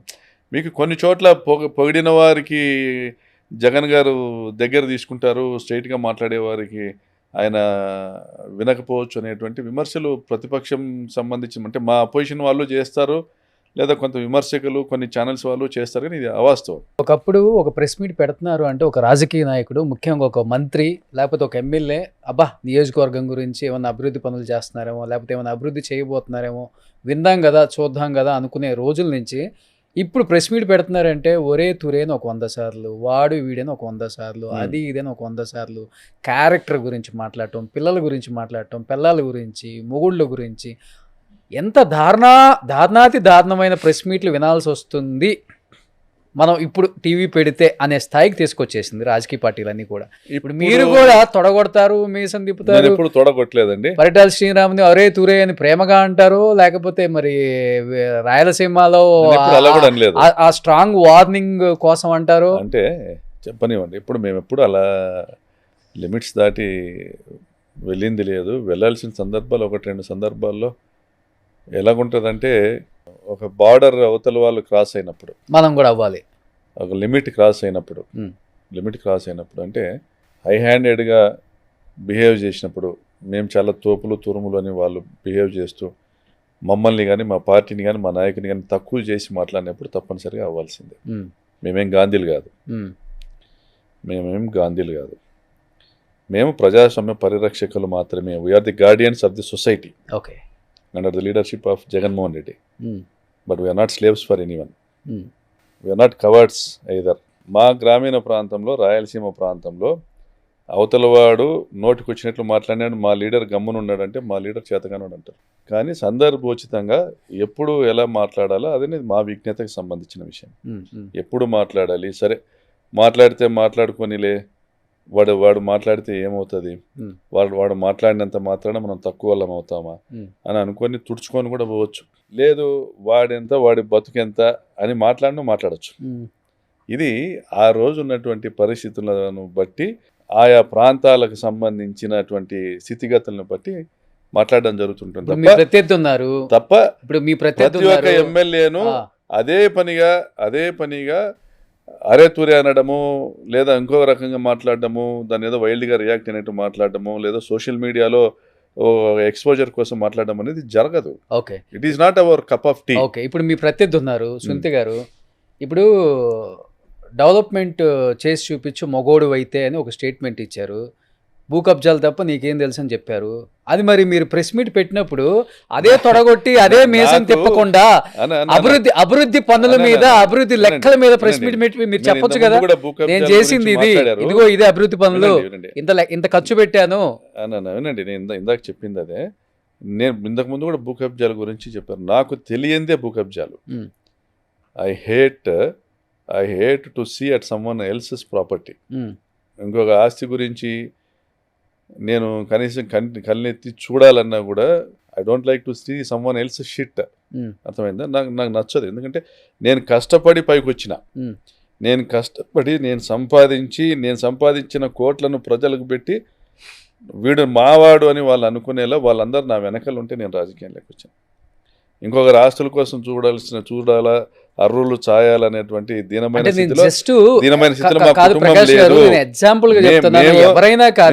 స్థితిలో మేము భూస్వామ్య కుటుంబంలో పుట్టాము. మేము ఒక తోపుదుర్తి కుటుంబం అనేది ఒక భూస్వామ్య కుటుంబంలో పుట్టాము. 1000 ఎకరాల ఆస్తులు ఉన్నటువంటి కుటుంబంలో పుట్టాము. మేము రాజకీయాల కోసమో, మా వర్గం కోసమో, ఫ్యాక్షన్ కోసమో, కోర్టు తగాదాల కోసమో ఆ 1000 ఎకరాలు కరిగిపోయి ఈరోజు మేము మా నాయనగారు 11 మంది అన్నదమ్ములు, మా 5 మంది తాతలకు, ఈరోజు అంతా కలిసి ఒక 500-600 ఎకరాలు ఉండొచ్చు మాకు. ఇప్పటికి కూడా అంటే మేము 14 మంది కజిన్స్కి మేమేమి ఎవరిని దేహి అనాల్సిన అవసరం లేదు. ఏ రాజకీయ పార్టీ యొక్క దయాదాక్షిణ్యాల కోసం మేము అర్రులు చాయాల్సినటువంటి పరిస్థితి లేదు. మేము మా గుండెల నిండా రాజశేఖర రెడ్డి గారు అంటే మాకు ప్రాణం. ఆయన కుమారుని కోసమే మా జీవితం అంతా రాజకీయాల్లో మేము ప్రజల పక్షాన పోరాడతాం. ఎక్కడ కూడా మాకు కొన్ని లైన్స్ ఉంటాయి, ఆ లైన్స్ మేము దాటం. మేము ఇంకొకటి ఆస్తి కోసం పోవడము, పోనీ ఇంకొకరి దానికోసం పోవడం అనేది చెయ్యం. మేము ప్రజల కోసం ఏం చేయాలో దానికోసం మేము పనిచేస్తాం. ప్రజలకు కష్టం వచ్చినప్పుడు మేము అండగా నిలబడతాం. మా నియోజకవర్గంలో పరిటాల సునీత మొన్న ఎమ్మెల్యే అయిన తర్వాత 2024 తర్వాత జరిగిన హత్యలపై పోరాడాము, దాడులపైన పోరాడాము, అనేక కేసులను ఎదుర్కొన్నాము. మరి దుర్మార్గాలు జరుగుతున్న వాటి మీద పోరాడాము. మేము ఎప్పుడు వీ ఫైట్ అగైన్స్ట్ ఈవిల్. మేము we are for the law and order, we do social policing. ఇది మా పాలసీ అంతే. మేము ప్రకాష్ రెడ్డికి ఓటు వేయాలి, ఎందుకు వేయాలంటే నేను ఒకటే అడుగుతా, you give your vote, I will give you freedom. నేను స్వేచ్ఛనిస్తా. నేనున్న 5 సంవత్సరాలు ఎక్కడ కూడా రక్తపు చుక్క రాలనివ్వలేదు. ఒక ఫ్యాక్షన్ హత్య లేదు, ఒక దోపిడీ లేదు, ఒక దొమ్మి లేదు, ఎక్కడా జరగనివ్వలేదు. ఎక్కడైనా ఒకటో అర్ర ఎక్కడైనా జరిగినా కూడా దానికి అది హత్యలు కానీ ఇంకోటి జరిగినా కూడా అక్రమ సంబంధాలకు సంబంధించి, ఆస్తి తగాదాలకు సంబంధించి వాళ్ళు తెలుగుదేశం వాళ్ళు కొట్టుకొని చనిపోయిండేటి తప్ప ఎక్కడ కూడా వైఎస్ఆర్ కాంగ్రెస్ పార్టీ వాళ్ళు తెలుగుదేశం వాళ్ళని చంపారని కానీ ఎక్కడే కానీ ఒక్కటి చూపించమనండి. We're for the public. ఈ జిల్లా ఎస్పీ గారిని చెప్పమనండి, అంతకుముందు ఉన్నటువంటి పోలీస్ అధికారులను కనుక్కోమని, వాళ్ళు ఎక్కడ ఒక దగ్గర చేస్తూ ఉంటారు కదా. We do social policing. మేము ఇంకొకరి జోలికి వెళ్ళాము, ఇంకొకరు వస్తే మేము ఒప్పుకోము, ఇంకొకరు సామాన్య జోలికి వెళ్తే కూడా మేము ఒప్పుకోము. సో జగన్ గారు అంటే అమితమైన ప్రేమ. Of course. సో ఫ్రెండ్గా చూశారు, తర్వాత రాజకీయాల్లోకి వచ్చినప్పుడు కూడా నాకు గురువే ఆయన. నాకు తల్లి, తండ్రి, గురువు, దైవం అంతా జగన్ గారు. బట్ ఆ రోజు హెలిప్యాడ్ దగ్గర తోపుదుద్ది ప్రకాష్ రెడ్డి లేకపోతే అక్కడ దాదాపు 100 నుంచి 200 మంది చనిపోయే వాళ్ళు అనే మాట విన్నాను. ఏంటి అసలు ఆ రోజు జరిగింది? మీరు కానిస్టేబుల్ మీద కూడా చేసుకున్నారు ఆ రోజు? లేదండి, కేసు అలా కట్టున్నారు కానీ నాన్ బెయిలబుల్ అంతా జారీ చేశారు. హెలికాప్టర్కి అడ్డంగా నిలబడి జనాల్ని హెలికాప్టర్ మీదకి రాకుండా అడ్డుకునే ప్రయత్నం చేశాం. కొంతమంది పోలీసులు మాత్రం సహకరించారు. మేము కొంతమంది నాయకులు జనాల్ని హెలికాప్టర్ మీదకి రాకుండా అడ్డుకునే ప్రయత్నం చేశాం. హెలికాప్టర్ వచ్చి ల్యాండ్ అయ్యింది. ల్యాండ్ అయ్యి ఆ రెక్కలు ఫ్యాన్ రెక్కలు ఇంకా ఆగిపోకనే జనం వచ్చేసారు మీద.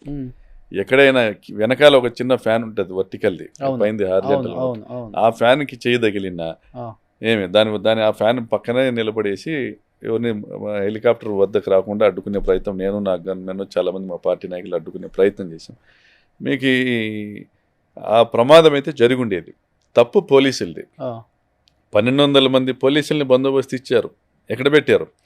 హైవేల్లోనూ, ఆ క్రాస్లోనూ, ఈ క్రాస్లోనూ, ఆ ప్రాంతానికి జగన్మోహన్ రెడ్డి గారు వచ్చే ప్రాంతానికి జనాలు రానికోకుండా అడ్డుకునేకి బ్యారికేడ్లు వేసుకొని పెట్టారు. ఒక 60-70 మంది హెలిప్యాడ్ చుట్టుపక్కల ఉన్నారు. వీక్ బ్యారికేడింగ్ దీనికి కారణం ప్రకాష్ రెడ్డి అనేసి మా మీద కేసు పెట్టారు. నేను ఒక గంటన్నర ముందే అక్కడ వచ్చి పోలీసు వాళ్ళు ఇచ్చినటువంటి మైకు, వాళ్ళ విజ్ఞప్తి మేరకు, డిఎస్పీ గారి విజ్ఞప్తి మేరకు ఆయన ఇచ్చిన మైక్ తీసుకొని ప్రజలందరూ రోడ్లో ఉండండి, హెలిప్యాడ్ మీదకి వెళ్ళకండి, ప్రతి ఒక్కరు కూడా హెలిప్యాడ్ లోపలికి వెళ్ళాలంటే అది సాధ్యమయ్యేది కాదు, మీరంతా ఇక్కడ కూర్చోండి, జగన్ గారు వచ్చి ల్యాండ్ అయ్యి ఆయన సేఫ్గా మనం తీసుకెళ్ళాలి, పాపిరెడ్డిపల్లి గ్రామానికి వెళ్ళాలి, పరిటాల సునీత తమ్ముడు వారి కుటుంబ సభ్యులు చంపిన లింగమయ్య కుటుంబాన్ని పరామర్శించాలి, తర్వాత మళ్ళీ ఆయన సేఫ్గా మనం పంపాలి అనేటువంటి. అదే కదా ఆమె కూడా స్టేట్మెంట్ ఇచ్చారు, 2 జతలు బట్టలు తెచ్చుకోండి, తోపుదిద్ది వాళ్ళ ఆగడాలు కూడా వాళ్ళకి ఇబ్బందులు పడి చచ్చిపోయిన వాళ్ళు చాలా మంది ఉన్నారు, చూపించాలి కదా, చెప్పాలి కదా, అట్లీస్ట్ ఒక లిస్టు విడుదల చేయాలి కదా, మేము ఎవరిని చంపినాము, ఏం పరిస్థితి లిస్టు విడుదల చేయాలి. సిగ్గుండద్దు నోటికి వచ్చిన అబద్ధాలు చెప్పడానికి. అర్థమైందా మీకు? అడ్డగోలుగా మా మీద అవాస్తవాల్ని ప్రచారం చేసేదానికి వాళ్ళకు పచ్చ మీడియా ఉంది, ఎల్లో మీడియా ఉంది, ఏబిఎన్, TV5, ఈటీవీ, ఈనాడు పేపరు, ఆంధ్రజ్యోతి పేపరు ఇవన్నీ ప్రచారం చేస్తాయి. కనీసం మేము మాట్లాడుతున్నది అబద్ధం అనేది వాళ్ళ కనీసం ఇక్కడన్నా ఉండాలి కదా, అంటే విమర్శన చేసుకోవాలి కదా. అవునవును. ఇప్పుడు ఆ రోజు ప్రేమతో హెలిప్యాడ్ మీదకి వచ్చారా లేకపోతే నిజంగా ఏదన్నా? ప్రేమతో వచ్చారు. ప్రేమతోనే. క్రేజ్, జగన్ గారికి ప్రజల్లో ఉన్నటువంటి ఆదరణ, క్రేజ్ ఈ దేశంలో ఏ పొలిటీషియన్కి కూడా, ఏ లీడర్కు కూడా అంతటి క్రేజ్ లేదు. ఈరోజు వైఎస్ఆర్సీపీ సోషల్ మీడియాను కంట్రోల్ చేయాలని నరేంద్ర మోడీ గారు అన్నారంటే, జగన్ గారికి అనేక రాష్ట్రాల్లో ఉన్నటువంటి తెలుగు వాళ్ళు కావచ్చు, అదర్ స్టేట్స్కి సంబంధించినటువంటి ప్రజలు కావచ్చు, జగన్ గారిని ఫాలో అవుతున్నారు, సోషల్ మీడియాలో ఫాలో అవుతున్నారు ఇండియా వ్యాప్తంగా కూడా. సో ఈరోజు ఒక వ్యాక్యూమ్ ఉంది. నరేంద్ర మోడీ అనే ఒక వ్యక్తి, మన ప్రధానమంత్రి గారు, ఆయన ఢీకొట్టేటువంటి శక్తి ఎక్కడ కూడా ఇప్పటి వరకు తారసపడలేదు. అసలు అన్డౌట్ఫుల్లీ నరేంద్ర మోడీకి ఆ స్థాయికి తగ్గ నాయకత్వం కాంగ్రెస్ పార్టీలో ఎక్కడ కూడా కనపడట్లేదు, పోనీ ఏ రాజకీయ పార్టీలో కూడా కనపడట్లేదు. కానీ ఆ స్థాయి కాకపోయినా కూడా మన జగన్ గారి పుట్టినరోజుకి వచ్చినటువంటి ట్వీట్స్ కానీ, సోషల్ మీడియాలో వచ్చినటువంటి వ్యూస్ కానీ, పోస్టులు కానీ గమనిస్తే నరేంద్ర మోడీ గారి స్థాయికి ఇంచుమించుగా అంత పెద్ద ఎత్తున జగన్ గారికి వచ్చాయి. సో అంటే ఆయన ఆదరణ పెరుగుతూ ఉంది. అంటే ఎలా ఓడిపోయాడో కానీ, ఇన్ని పథకాలు ఇచ్చాడు, ఇన్ని సంక్షేమ పథకాలు చేశాడు, ఇంత మంచి వ్యక్తి ఎలా ఓడిపోయాడు అనేది క్వశ్చన్ దేశవ్యాప్తంగా వచ్చింది. ఓకే, రాహుల్ గాంధీ గారు జగన్ గారి పేరు ప్రస్తావించకపోయిండొచ్చు, మేము మహారాష్ట్రలో ఈవీఎంల వల్ల ఓడిపోయాం, రాజస్థాన్లో ఈవీఎంల వల్ల ఓడిపోయాం, ఇంకో దగ్గర బీహార్లో ఈవీఎంల వల్ల ఓడిపోయామని మాట్లాడుతూ ఉండొచ్చు. సో ఓట్ చోరీ జరిగిందనేది మాట్లాడుతూ ఉండొచ్చు, అది వాస్తవమైన మేము కూడా నమ్ముతాం, పర్సనల్గా నేను కూడా నమ్ముతాను ఓట్ చోరీ జరుగుతూ ఉందనేసి. కానీ జగన్ గారి పేరు ప్రస్తావించకపోయిండొచ్చు. కానీ Jaganmohan Reddy is the second biggest popular leader in the country after Narendra Modi. అది వైసీపీ వాళ్ళు గుర్తించారా ఇది, లేకపోతే? నేను నా ఒపీనియన్ చెప్తున్నాను, నా ఒపీనియన్ చెప్తున్నాను, ఆయనకు ఉన్నటువంటి క్రేజ్ గురించి చెప్తా ఉన్నాను. Okay, you may recheck, okay, మీరు చెక్ చేసుకోవచ్చు. ఎందుకంటే ఈ రోజు మన రాష్ట్రంలో స్టాలిన్ గురించి డిస్కస్ చేసుకోం, కానీ తమిళనాడులో జగన్మోహన్ రెడ్డి గారి బర్త్డే అనేక చోట్ల జరిగాయి. కర్ణాటకలో, బెంగళూరులో వేల మంది వీధుల్లోకి వచ్చారు. కర్ణాటకలో జరిగింది, ఇక్కడ పంజాబ్లో ఒక యూనివర్సిటీలో జరిగింది. నాకు ఫోన్ చేశారు మార్వాడి యూనివర్సిటీ గుజరాత్ నుంచి అనేసి, సార్ మీరు ఒక వీడియో చేయండి సార్, మేము మార్వాడి యూనివర్సిటీలో జగన్ గారు బర్త్డే చేస్తున్నామని. అరే బాబు ఏ ఊరు నీదన్నా? దర్శి అంటే మీ ఎమ్మెల్యేకి చేయరా బాబు అన్న, మీ ఎమ్మెల్యేకి చేయరా ఆయన పెడతారు వీడియోని. అంటే కోళ్ళు కూడా కోసి రక్తాభిషేకాలు చేశారు తిరుపతిలో కూడా. కోళ్ళు కోయచ్చు, మేకలు కోయచ్చు. మీకు దేవతలకు బలి ఇచ్చే ఆచారం మన దేశంలో ఉంది. దేవతలకు బలి ఇచ్చే ఆచారం మన దేశంలో ఉంది. బాహుబలి సినిమాలో కూడా యుద్ధం చేసే ముందు బలి ఇచ్చే కార్యక్రమాన్ని మనం చూసాం. ఇది బర్త్డే ప్రభాస్ ఉండొచ్చు, బర్త్డే కావచ్చు. జగన్మోహన్ రెడ్డిని దేవుళ్ళ భావించేటువంటి లక్షల మంది వైఎస్ఆర్ కాంగ్రెస్ పార్టీ కార్యకర్తలు ఆయన ఎక్కడో రాజశేఖర రెడ్డి గారి తర్వాత ఆయన కుమారుడిగా, ఆయన వారసుడిగా, మన నాయకుడిగా చూస్తూ ఆయన పుట్టినరోజు, ఆయన 100 ఏళ్ళు నిండు 100 ఏళ్ళు ఆయన సంతోషంగా జీవించాలి, మళ్ళీ అధికారంలోకి రావాలి, శాశ్వతంగా ఆయన మా ముఖ్యమంత్రిగా ఉండాలని కోరుకునే వాళ్ళు ఈ పండగలా చేసి ఉండొచ్చు ఆయన బర్త్డేని. మరి కొన్ని చోట్ల అయితే కేకులు కంప్లైంట్ ఇచ్చాయి. జగన్మోహన్ రెడ్డి గారి అభిమానులు కత్తితో మమ్మల్ని కోశారు అని కేకులు కంప్లైంట్ ఇచ్చాయి. కేకులు కంప్లైంట్ ఇస్తే కూడా కేసులు పెట్టారు. బర్త్డే కేక్ కోయడం తప్ప అండి? కేసులు పెట్టడానికి హద్దు ఉండదా? పని. కానీ పార్టీ ఇంత ఘోర పరాజయం తర్వాత కొంతమంది నాయకుల ఇంటర్వ్యూలు చూసినా, లేకపోతే కొన్ని స్టేట్మెంట్లు చూసినా, కొన్ని ట్వీట్లు చూసినా ఒకటైతే అనిపించింది, జగన్మోహన్ రెడ్డి గారు అనే వ్యక్తి సౌమ్యుడు, మంచోడు, ఇవన్నీ ప్రజలు గమనిస్తున్నారు. కానీ చుట్టూండే కొంతమంది మాటల వల్ల, లేకపోతే చేష్టల వల్ల, లేకపోతే వాళ్ళ వ్యక్తిగత దాన్ని కూడా పార్టీకి అది కలపటం వల్ల జగన్మోహన్ రెడ్డికి దెబ్బ కొట్టింది, దెబ్బ పడింది. దెబ్బ పడేలా ఈ చుట్టూ ఇంతమంది శత్రువుల్లాంటి మిత్రులు ఉన్నారు అనే మాట వాస్తవమా? ఇప్పుడు మేము వీక్ ఎక్కడంటే అండి, మాకు మీడియా స్ట్రెంగ్త్ లేదు. ప్రజల దృష్టికి వాస్తవాలు తీసుకొని పోవాలంటే అది సాక్షి ద్వారానే వెళ్ళాలి. ఈ మధ్య సోషల్ మీడియా కొద్దిగా యాక్టివేట్ అయింది. మేము అధికారంలో ఉన్నప్పుడు మా సోషల్ మీడియా కూడా అంత యాక్టివ్గా లేదు. Telugu Desam party paid social media ITDP ఆధ్వర్యంలో లండన్ నుంచి కూడా ఆపరేట్ అయింది. ప్రతి ఒక్క ఎమ్మెల్యే క్యారెక్టర్ అసాసినేషన్ చేస్తూ వాళ్ళు పోస్టర్స్ రిలీజ్ చేసి దాన్ని పబ్లిష్ చేశారు. ఎమ్మెల్యేలంట ఉపాధి హామీ నిధుల్ని తింటున్నారంట, ఎమ్మెల్యేలు తిరుపతికి లెటర్లు కూడా అమ్ముకుంటున్నారంట, ఎమ్మెల్యేల కుటుంబ సభ్యులు దారంబట నిలబెట్టేటువంటి ఆ తోపుడు బండ్ల దగ్గర నుంచి కూడా వసూలు చేస్తున్నారంట. రకరకాల మరి హీనస్గా క్యారెక్టర్ అసాసినేషన్ చేసేటువంటి కార్యక్రమం చేశారు. అది ఎలక్షన్లకు 2 ఏళ్ల ముందే జగన్ గారు మీటింగ్ పెట్టుకొని చెప్పారు, ఇప్పుడు నా మీద దాడి జరుగుతోంది ఎల్లో మీడియా ద్వారా, రేపొద్దున మీ గ్రౌండ్ లెవెల్లో ఎమ్మెల్యేస్ మీద క్యారెక్టర్ అసాసినేషన్ చేస్తారు, జాగ్రత్త చెప్పారు ఆయన. ఇది ప్లాన్డ్గా ఆర్గనైజ్డ్గా చేస్తూ ఉన్నారు, అధికారంలోకి రావాలంటే మనల్ని తక్కువ చేసి చూపాలి, పబ్లిసిటీ దాని మీదే జరుగుతుంది, మనం చేసిన సంక్షేమ పథకాలు, మనం చేసిన అభివృద్ధి గురించి మనం వీలైనంత చెప్పుకోండి, గడప గడపకు వెళ్ళి చెప్పుకోండి అన్నారు. అయితే అధికారంలో ఉండడం వల్ల మేము ఏం మంచి చేసినా కూడా, ప్రజలకు వెళ్ళి మేము ఏం మంచి చేసి చెప్పినా కూడా చేయాల్సిన పనులు చాలానే ఉంటాయి. ఒక గ్రామానికి, ఒక సచివాలయానికి 20 లక్షలు ఇస్తున్నాము, మీరు గడప గడపకు వెళ్ళండి, అక్కడ ఏదైనా పనులు ఉంటే ఆ 20 లక్షల్లో శాంక్షన్ ఇచ్చేసి పనులు చేయించండి అన్నారు.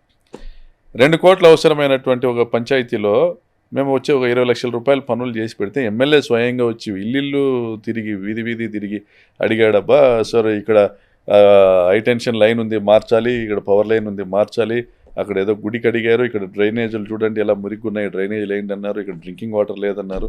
గ్రామాల్లో శాశ్వతంగా ఎప్పటికీ కూడా సమస్యలు ఏవో ఒకటి ఉంటాయి. గ్రామం అన్నాక ఉన్న జనాభా అలాగే ఉండదు, పెరుగుతూ పోతూ ఉంటుంది. పెరుగుతూ పోతా ఉంటే ఇళ్ల పట్టాలు అవసరం ఉంటుంది, ఇళ్ళు అవసరం ఉంటుంది, అక్కడ రోడ్లు వేయాల్సి ఉంటుంది, మళ్ళీ కాలనీలు వస్తాయి, పవర్ ఇవ్వాల్సి ఉంటుంది, మళ్ళీ అక్కడ ఒక వీధులు ఏర్పడతాయి, ఆ వీధులకు అక్కడ కుళాయి కనెక్షన్ కావాలి, అన్నీ ఉండే ఉంటాయి. 5 ఏళ్ళకు ఒకసారి ఎనౌన్స్ అవుతూనే ఉంటాయి. 5 ఏళ్ళకు ఒక 20 లక్షలు అనేది సరిపోదు. సో మేము ఆ చాలా నిధులతో గడప గడపకు వెళ్ళేటప్పుడు కూడా మేము ప్రజల అవసరాలను మేము గుర్తించినప్పటికీ కూడా దాన్ని we could not meet the needs of the public అనేది ఇది కూడా ఒక ఫెయిల్యూర్. మరి మేము పబ్లిసిటీ చేసుకునేటువంటి విషయంలో జగన్ గారి సంక్షేమ పథకాలు మాత్రమే చూపించి మాకు ఓటేయండి అని చెప్పడం మాత్రం చేసుకోగలేము. మళ్ళీ జగన్ గారు వచ్చినాక ఇది చేస్తారనేది మాకు తెలిసి మా మేనిఫెస్టో గొప్పగా లేదు. చంద్రబాబు గారు మేనిఫెస్టో చూసి మమ్మల్ని చూస్తే మాది పేలవమైన మేనిఫెస్టో, అది కూడా వన్ ఆఫ్ ది రీజన్ కావచ్చు. సో ఇవన్నీ కూడా కారణాలు ఉండొచ్చు. ఏంటి మీది లవ్ మ్యారేజా ప్రకాష్ రెడ్డి గారు? లేదండి, అరేంజ్ మ్యారేజ్. Arrange marriage. ఏం చేస్తారు మేడం అసలుకి? ఎవరికి లేదు మీ family? She is a house wife. అంతే. అంతే. ఓకే. అసలు మీ నియోజకవర్గంలో లేదు, తిరగడం కానీ ప్రజల సమస్యలు తెలుసుకోవటం కానీ లేదు, మీరు లేదు. అందుబాటులో లేనప్పుడు మా బ్రదర్స్ ఉన్నారు కదా, ఆ, మేము ఇప్పటికే మా ఇంట్లో మేము 5 మంది ఎమ్మెల్యేలను విమర్శ చేస్తారు. ఉమ్, నేను హైదరాబాద్లో ఉన్నా ఈరోజు, ఇంటి దగ్గరికి ఎవరైనా వెళ్తారు ఉంటే మా బ్రదర్స్లో ఎవరో ఒకరు అడ్రస్ చేస్తారు, ఉమ్, లేదా మా నాన్న మాట్లాడతాడు. ఉమ్, మా వదిన గారు కూడా ఆమె ఎంఏ చేసింది, పోస్ట్ గ్రాడ్యుయేట్. ఆమె కూడా ఆ, ఎవరైనా కానీ మా ఆత్మకూరు మండలానికి సంబంధించి ఎవరైనా వెళ్తే కూడా మా అన్న లేకపోయినా నేను లేకపోయినా ఎవరు లేకపోయినా ఏదైనా సమస్య ఉంటే తెలుసుకొని ఫోన్ చేయడం చేసేది. ఉమ్, సో దీనిని దృష్టిలో పెట్టుకొని మేము 5 మంది ఎమ్మెల్యేలను ప్రచారం చేసేవాళ్ళం. ఉమ్, ఉమ్. కాదు, మంచి హైట్ వెయిట్, ఇంకా బీటెక్ అంటే మీరు అక్కడ చేశారు కాబట్టి బెంగళూరులో మంచి ఫాస్ట్ కల్చర్ అక్కడంతా. ఎవరు లవ్ చేయలేదా మిమ్మల్ని? అప్పట్లో మేము 95 బీటెక్ అండి, 95 బీటెక్ కంప్యూటర్ సైన్స్. అప్పట్లో మేము ఉన్నటువంటి మా నేపథ్యము ఆ రోజు పరిటాల రవి హవా జరిగేటువంటి రోజుల్లో 95లో పరిటాల రవి మంత్రి. ఆ రోజుల్లో మా పైన ఈ గ్రామీణ వాతావరణము, దీనికి సంబంధించి ఫ్యాక్షన్ రాజకీయాలకు సంబంధించినటువంటి ఆ ఫలితాలు చూస్తున్నటువంటి క్రమం అది. సో వాటి ప్రభావం ఉంది, కానీ ఎప్పుడు లవ్ ఇంకోటి ఆలోచన ఎప్పుడు చేయలేదు. అసలు లేదు. అమ్మాల వైపు కూడా చూడరు. దానికి ఏమన్నా ఎదురుగా కనపడితే చూస్తాం, మీరైనా నేనైనా చూస్తాం. దాంట్లో ఏముంది. సో కిడ్స్ ఏం చేస్తున్నారు ఇప్పుడు? కొడుకు BBA కంప్లీటెడ్ అండి, ఆ, పాప 10th చదువుతుంది. ఓకే. సో ఫ్యామిలీ అంతా అనంతపురే. ఓకే. సో వాళ్ళు అసలు రాజకీయాల గురించి కానీ ఎట్లాంటి డిస్కషన్స్ ఉండదు. బుద్ధుంటే రాజకీయాల్లోకి రావద్దు అనేసి నేను ఈ మధ్య ఒక ఇంటర్వ్యూలో చెప్పాను. బుద్ధున్నోడు ఎవడు రాజకీయాల్లోకి రావద్దు, డబ్బున్నోడు రావద్దా, బుద్ధున్నోడు రావద్దా? బుద్ధున్నోడు రావద్దు. మీకు చాలా డబ్బులు ఉంటే రండి, ఓకే, దీంట్లోకి వచ్చి సంపాదించుకుంటామంటే మీరు రాజకీయాలుగా మీకు అర్హత లేదు. ఓకే. లేదు, మీరు దీంట్లోకి వచ్చి మీరు సంపాదించింది పోగొట్టుకునే దానికైతే మీకు చాలా ఉంటే రండి, కానీ మీకు మీ కుటుంబం సరిపోయేదానికి, మీ జీవనానికి సరిపడా ఉంది, మీటింగులకు వచ్చి వెళ్ళేటువంటి పరిస్థితి మాత్రమే ఉంటుంది, మేము ఎవరికి 10 రూపాయలు సాయం చేయలేని పరిస్థితి ఉంటుంది అంటే మాత్రం రావద్దండి. ఉన్నది పోగొట్టుకోవడం తప్ప ఏముండదు. ఓకే. సో స్పెండ్ చేస్తారు ఫ్యామిలీతో టైం ఇలాంటి సంక్రాంతి టైంలో కానీ? మామూలుగా మేము ప్రతి సంక్రాంతికి ఊర్లో అందరు కలుస్తాం. మా ఊర్లో తోపుదుర్తి గ్రామంలో మా ఇంట్లో మా నాన్న ఆ జనరేషన్లో ఎల్డెస్ట్, మా చిన్నాయన వాళ్ళు, మా చిన్నమ్మ వాళ్ళు, సో మేము అంతా కజిన్స్ అందరు కలుస్తాం. వేరే వేరే కంట్రీస్కి వెళ్ళటం పిల్లలతో ఫ్యామిలీతో? నేను ఎప్పుడు వేరే ఎక్కడికి వెళ్ళలేదండి. సో మా పిల్లలకి అందరికి పాస్పోర్ట్స్ ఉన్నాయి, ఎప్పుడు బయటికి వెళ్ళలేదు, అవుట్ ఆఫ్ ఇండియా ఎప్పుడు వెళ్ళలేదు అస్సలకి. లేదు, ఇంతవరకు కూడా లేదు. అరే కొంచెం విచిత్రంగా ఉంది. మరి ఇంకా విచిత్రం ఏంటంటే 95 అవుట్ గోయింగ్ బ్యాచ్ మాది, BE కంప్యూటర్ సైన్స్. నేను మా బ్యాచ్ వాళ్ళు దాదాపు 90% US లో ఉన్నారు. ఓకే. అంటే అప్పుడు మెయిన్ ఫ్రేమ్స్ బూమ్ వచ్చింది, అప్పుడు వెళ్ళిపోయినారు అందరూ కూడా. దాని తర్వాత వేరియస్ ప్లాట్ఫామ్స్ మీద సెటిల్ అయిపోయినారు. చాలామంది ఓన్ IT కంపెనీస్ ఉన్న వాళ్ళు ఉన్నారు, చాలామంది పెద్ద పెద్ద స్థాయిలో ఉన్నారు ఐటీలో. బట్ నేను ఇక్కడే ఉండిపోవాల్సి వచ్చింది అప్పుడు ఉన్నటువంటి పరిస్థితుల వల్ల. కాంట్రాక్టర్గా పనులు చేసుకుంటూ ఉండేవాడిని. దాని తర్వాత ఈ మధ్య అది కూడా లేదు, ఇప్పుడిప్పుడే రియల్ ఎస్టేట్ వైపు అడుగులు వేస్తా ఉన్నాం. ఇప్పుడే చిన్న చిన్న అడుగులు. అది ఎలా ఉంటుందో తెలుసా? అది ట్రై చేస్తాం. హైదరాబాదా బెంగళూరా? బెంగళూరు అండి. బెంగళూరు మాకు 2 hours డ్రైవ్ అంతే. అనంతపూర్ నుంచి. ఇప్పుడు బెంగళూరు బాగుందన్నారు కంపేర్ టు హైదరాబాద్? బాగుంటుంది బెంగళూరు, నార్త్ బెంగళూరు అంతా కూడా స్టార్ట్ చేశారు అయితే? లేదు, ఇంకా మా ఫ్రెండ్స్ ఉన్నారు కదా, మా కొలీగ్స్ మాతో పాటు ఓడిపోయిన వాళ్ళు ఉన్నారు కదా. సో అక్కడ అక్కడ రియల్ ఎస్టేట్లో ఉన్న వాళ్ళు ఉన్నారు, వాళ్ళని పట్టుకొని. సో నెక్స్ట్ ఎలక్షన్స్కి మళ్ళీ సంపాదించాలి కదా. మాకైనా అవసరమే కదా, కుటుంబ అవసరాలకైనా డబ్బు అవసరమే కదా. కానీ ఇది మాట్లాడకుండా క్లోజ్ చేయలేమంటే మనకచర్ల ఇప్పుడు జరుగుతున్న హాట్ టాపిక్ ఇది. ఏంటి అసలుకి? ఇప్పుడు రాయలసీమ లిఫ్ట్ ఇరిగేషన్ గురించి రేవంత్ రెడ్డి గారు మన అసెంబ్లీలో మాట్లాడారు ఈ మధ్య. చంద్రబాబు నాయుడు గారిని నేను ఇన్ఫ్లుయెన్స్ చేసి, ఆయన పైన ఒత్తిడి చేసి రాయలసీమ లిఫ్ట్ ఇరిగేషన్ పనులు ఆపించాను అని మాట్లాడారు. పోలవరం ఇంటర్లింక్ చేయాలనే? లేదు, రాయలసీమ లిఫ్ట్ ఇరిగేషన్ అనేది మనకి ఎప్పటి నుంచో ఉన్నటువంటి Galeru Nagari, SRBC, Telugu Ganga, KC canal కాలువలకు సంబంధించి నీళ్లు తీసుకోవడానికి మనకున్నటువంటి ఏకైక ద్వారం పోతిరెడ్డిపాడు హెడ్ రెగ్యులేటర్. దాని సిల్ లెవెల్ 841, 841 అడుగులు. శ్రీశైలం డ్యామ్ 885 అడుగులు ఫుల్ రిజర్వాయర్ లెవెల్. ఈ రిజర్వాయర్లో శ్రీశైలం డ్యాంలో 881 ఫీట్ 881 అడుగుల వరకు నీళ్లు ఉంటేనే పోతిరెడ్డిపాడు హెడ్ రెగ్యులేటర్ నుంచి 44,000 క్యూసెక్కులు నీళ్లు తీసుకోవచ్చు. అంటే రోజుకు 4 టీఎంసీలు, అంటే 114 టీఎంసీలు అవసరం ఉంది. చెన్నై డ్రింకింగ్ వాటర్, కేసీ కెనాల్కు 10 టీఎంసీలు కావాలి, 38 టీఎంసీలు గాలేరు నగరికి కావాలి, ఎస్ఆర్బీసీకి 38 టీఎంసీలు కావాలి, తెలుగంగకు 20 టీఎంసీలు కావాలి. సో ఇలాగా 114 టీఎంసీల నీళ్లు తీసుకోవడానికి మనకున్నటువంటి ఏకైక ముఖద్వారము పోతిరెడ్డిపాడు. అయితే 881 టీఎంసీ కంటిన్యూస్గా మనం మెయింటైన్ చేయలేం. ఫ్లడ్ ఉన్న డేస్ మాత్రమే 881 టీఎంసీ ఉంటుంది. మీకు ఏ దశలోనైనా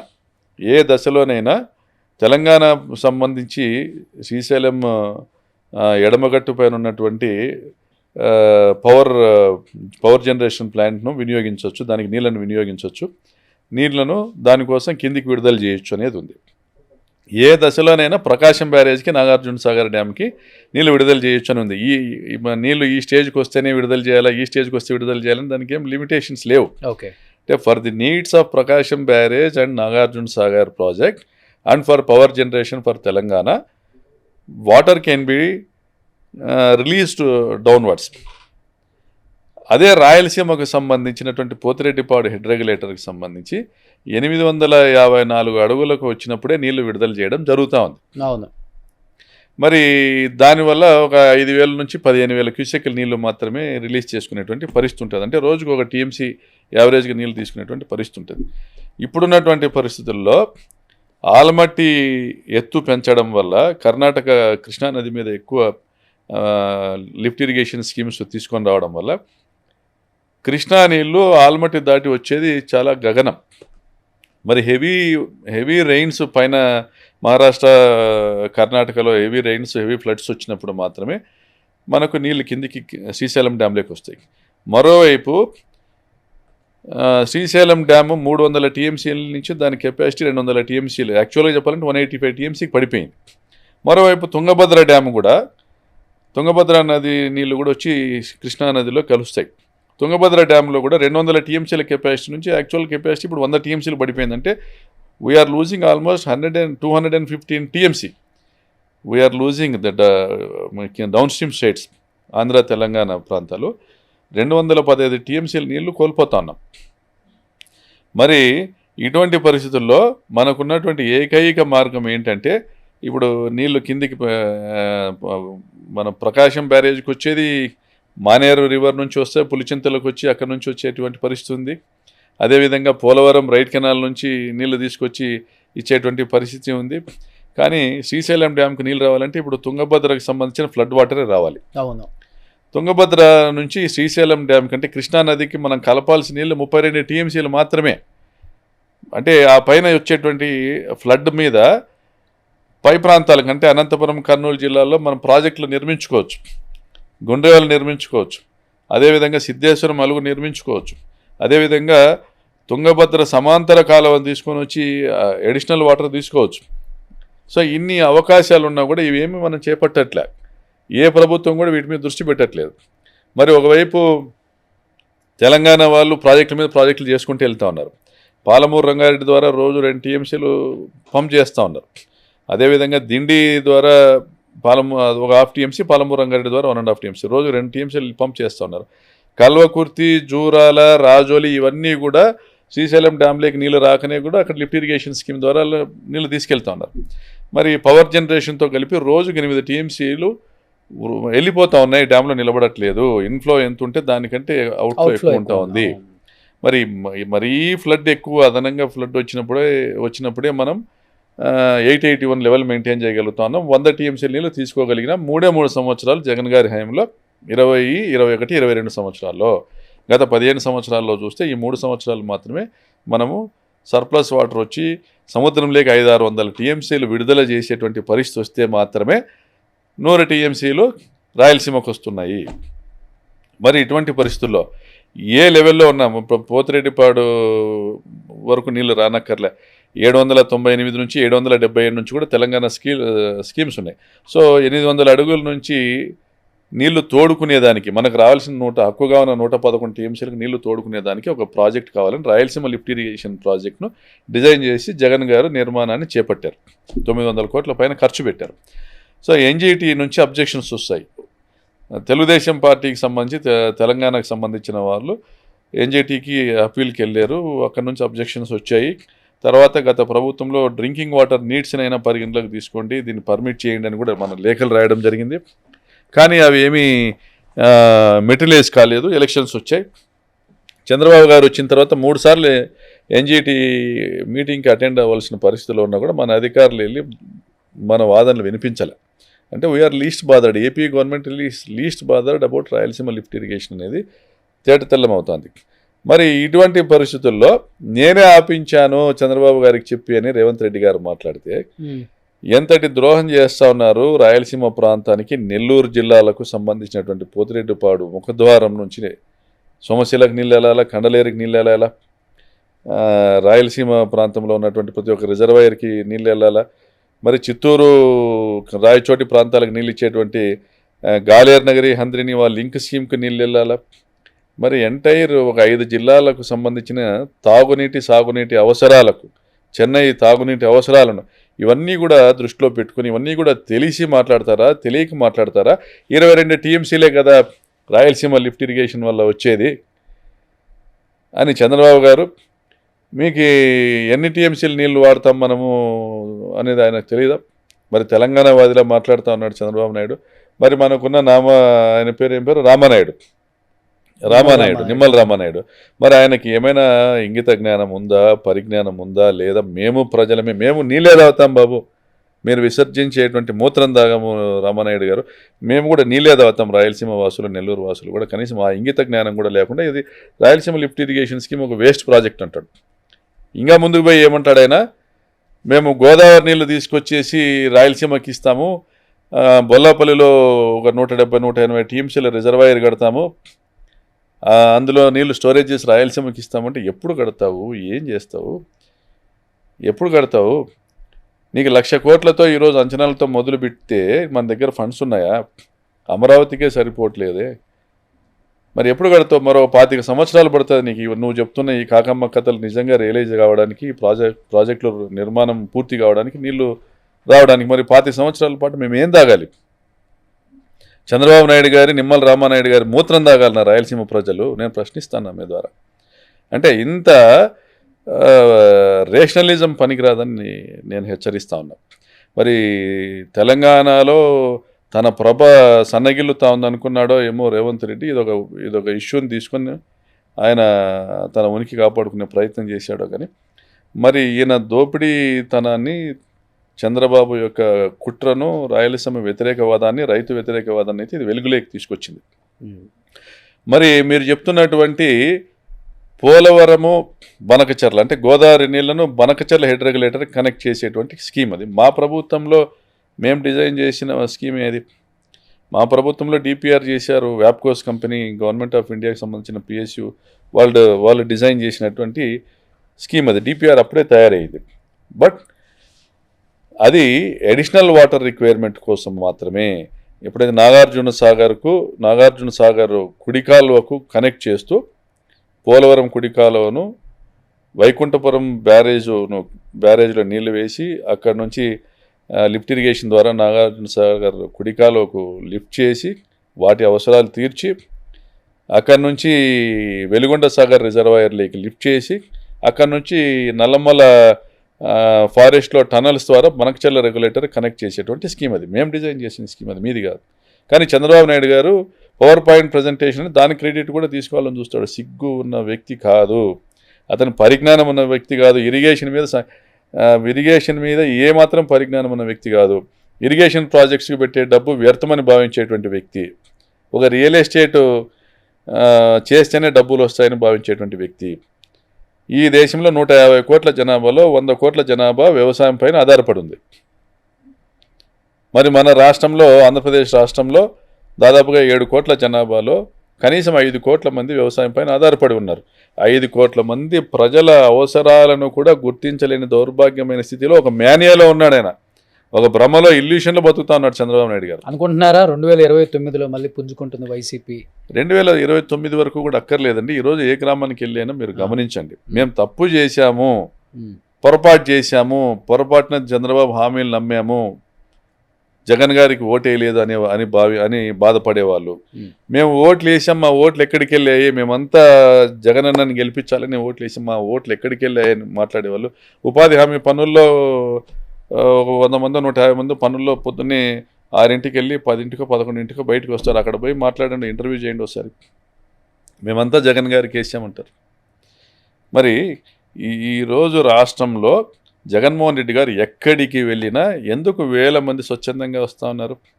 పెళ్ళిళ్ళకు వెళ్ళనివ్వండి, మా అన్నబిడ్డ పెళ్ళికి జగన్ గారు వచ్చినప్పుడు 50-60 వేల మంది పైన వచ్చారు. మరి జనం మేము లారీలు పెట్టి దొరలేదే, 50-60 వేల మంది పైన వచ్చారు జనం. మరి ఆయన బంగారు పాళ్యానికి వెళ్ళినప్పుడు కావచ్చు, దర్శికి వెళ్ళినప్పుడు కావచ్చు, గుంటూరు మిర్చియాడికి వెళ్ళినప్పుడు కావచ్చు, రామగిరి మండలం పాపిరెడ్డిపల్లికి వచ్చినప్పుడు కావచ్చు, జగన్ గారు వస్తే జనం వస్తారు. మాకు తెలియదు ఇంత జనం వస్తారని మాకు అంచనా లేవు. ఇంటెలిజెన్స్ వాళ్ళు 40,000 to 50,000 వరకు రావచ్చు అనేసి ముందుగానే ఈ ఫంక్షన్ హాల్ ఏర్పాటు చేసుకుంటున్నప్పుడు ముందుగానే వచ్చి మాట్లాడుతున్నారు. మా వాళ్ళు చెప్తున్నారన్న ఇట్లా అన్నారు, పోలీసు వాళ్ళు వచ్చినారు, ఇంటెలిజెన్స్ వాళ్ళు వచ్చినారు, హెలిప్యాడ్ ఎక్కడ పెడుతున్నారు ఏంటి కనుక్కోవడానికి వచ్చారు అంటే, ఎక్కడో దగ్గర పెడతాంలే, తలసిలరామ్ గారు చూసుకుంటారులే, అవన్నీ కూడా మనకెందుకు అని. ఇంతమంది వస్తారని వీళ్ళకి అంచనా ఉందంటే గవర్నమెంట్ నోస్, ప్రభుత్వానికి తెలుసు జగన్మోహన్ రెడ్డి గారికి జనంలో ఆదరణ పెరిగింది, గతంలో ఎన్నడూ లేనంత ఆదరణ పెరిగింది. గవర్నమెంట్ నోస్, ప్రజలు వాళ్ళని వ్యతిరేకిస్తున్నారని స్వయంగా చంద్రబాబు గారు చెప్పారు.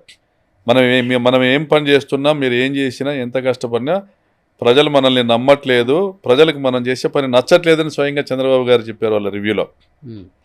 అందుకనే నిన్న క్యాబినెట్ మీటింగ్ జరిగితే క్యాబినెట్ మీటింగ్లో మేము పలానా మంచి చేస్తామని చెప్పుకోకుండా అదేదో ఆధ్యాత్మిక విధ్వంసం అనేసి ఈనాడు ఆంధ్రజ్యోతి ఇద్దరు పెద్ద ఎత్తున రాశారు, బ్యానర్ ఐటమ్ పెట్టారు. అంటే ఏదో ఒకటి హిందూ మత తత్వము, లడ్డు అనో ఇంకోటని జగన్ గారి మీద ఆయన క్యారెక్టర్ అసాసినేషన్ చేసే తప్ప వేరే మార్గమే లేదు అనేసి వాళ్ళ అభిప్రాయంలోకి వచ్చారు. ఆయన వెంకటకృష్ణ గారు అంటున్నారు, జనం చూస్తే అలా వచ్చేస్తున్నారు, రోడ్ల మీదకి వచ్చేస్తున్నారు, జగన్ గారు వెళ్తా అంటే జగన్ గారు నెలనిస్తూ ఉన్నారు, పోలీసులు మరి ఏం చేస్తూ ఉన్నారు, వైసీపీ వాళ్ళు ప్రెస్ మీట్లు పెడతా ఉన్నారు, ఉద్యమాలు చేస్తున్నారు, మరి పోలీసులు ఏం చేస్తున్నారో, ప్రభుత్వం ఏం చేస్తూ ఉందో అంటున్నారు. అంటే మాది ఎత్తిపోయింది, తెలుగుదేశం పార్టీది, వారి భాగస్వామ్య పక్షాలైన ఎల్లో మీడియాది ఎత్తిపోయింది, ప్రజలు తిరగబడ్డారనేసి స్వయంగా వారి ఎల్లో మీడియానే చెప్తా ఉంది. సో లాస్ట్ అండ్ ఫైనల్గా ఏం చెప్పాలనుకుంటున్నారు మీ నియోజకవర్గ ప్రజలకి సంక్రాంతి సందర్భంగా? రాప్తాడు నియోజకవర్గ ప్రజలందరికీ కూడా సంక్రాంతి శుభాకాంక్షలు తెలియజేస్తూ ఉన్నాను సుమన్ టీవీ ద్వారా. అదేవిధంగా ఆంధ్ర రాష్ట్ర ప్రజలకి, వైఎస్ఆర్ పార్టీ అభిమానులకి అందరికీ కూడా ఈ సంక్రాంతి మరిన్ని సంతోషాలని తీసుకొని రావాలనేసి, సంతోషంగా ఈ పండుగను ఆనంద ఉత్సాహాలతో జరుపుకోవాలని అందరినీ కూడా కోరుకుంటా ఉన్నా. ఆ దేవదేవుని కూడా ప్రార్థిస్తూ ఉన్నా, అందరికీ మంచి జరగాలని కోరుకుంటున్నా. ప్రత్యేకించి మా నాయకుడు జగన్మోహన్ రెడ్డి గారికి, ఆయన కుటుంబానికి మంచి జరగాలని కోరుకుంటాం. థ్యాంక్ యూ ప్రకాష్ రెడ్డి గారు. థ్యాంక్ యూ అండి, థ్యాంక్ యూ. సుమన్ టీవీలో మీ పర్సనల్ అండ్ బిజినెస్ ప్రమోషన్స్ కోసం కింది నెంబర్కి కాంటాక్ట్ చేయండి.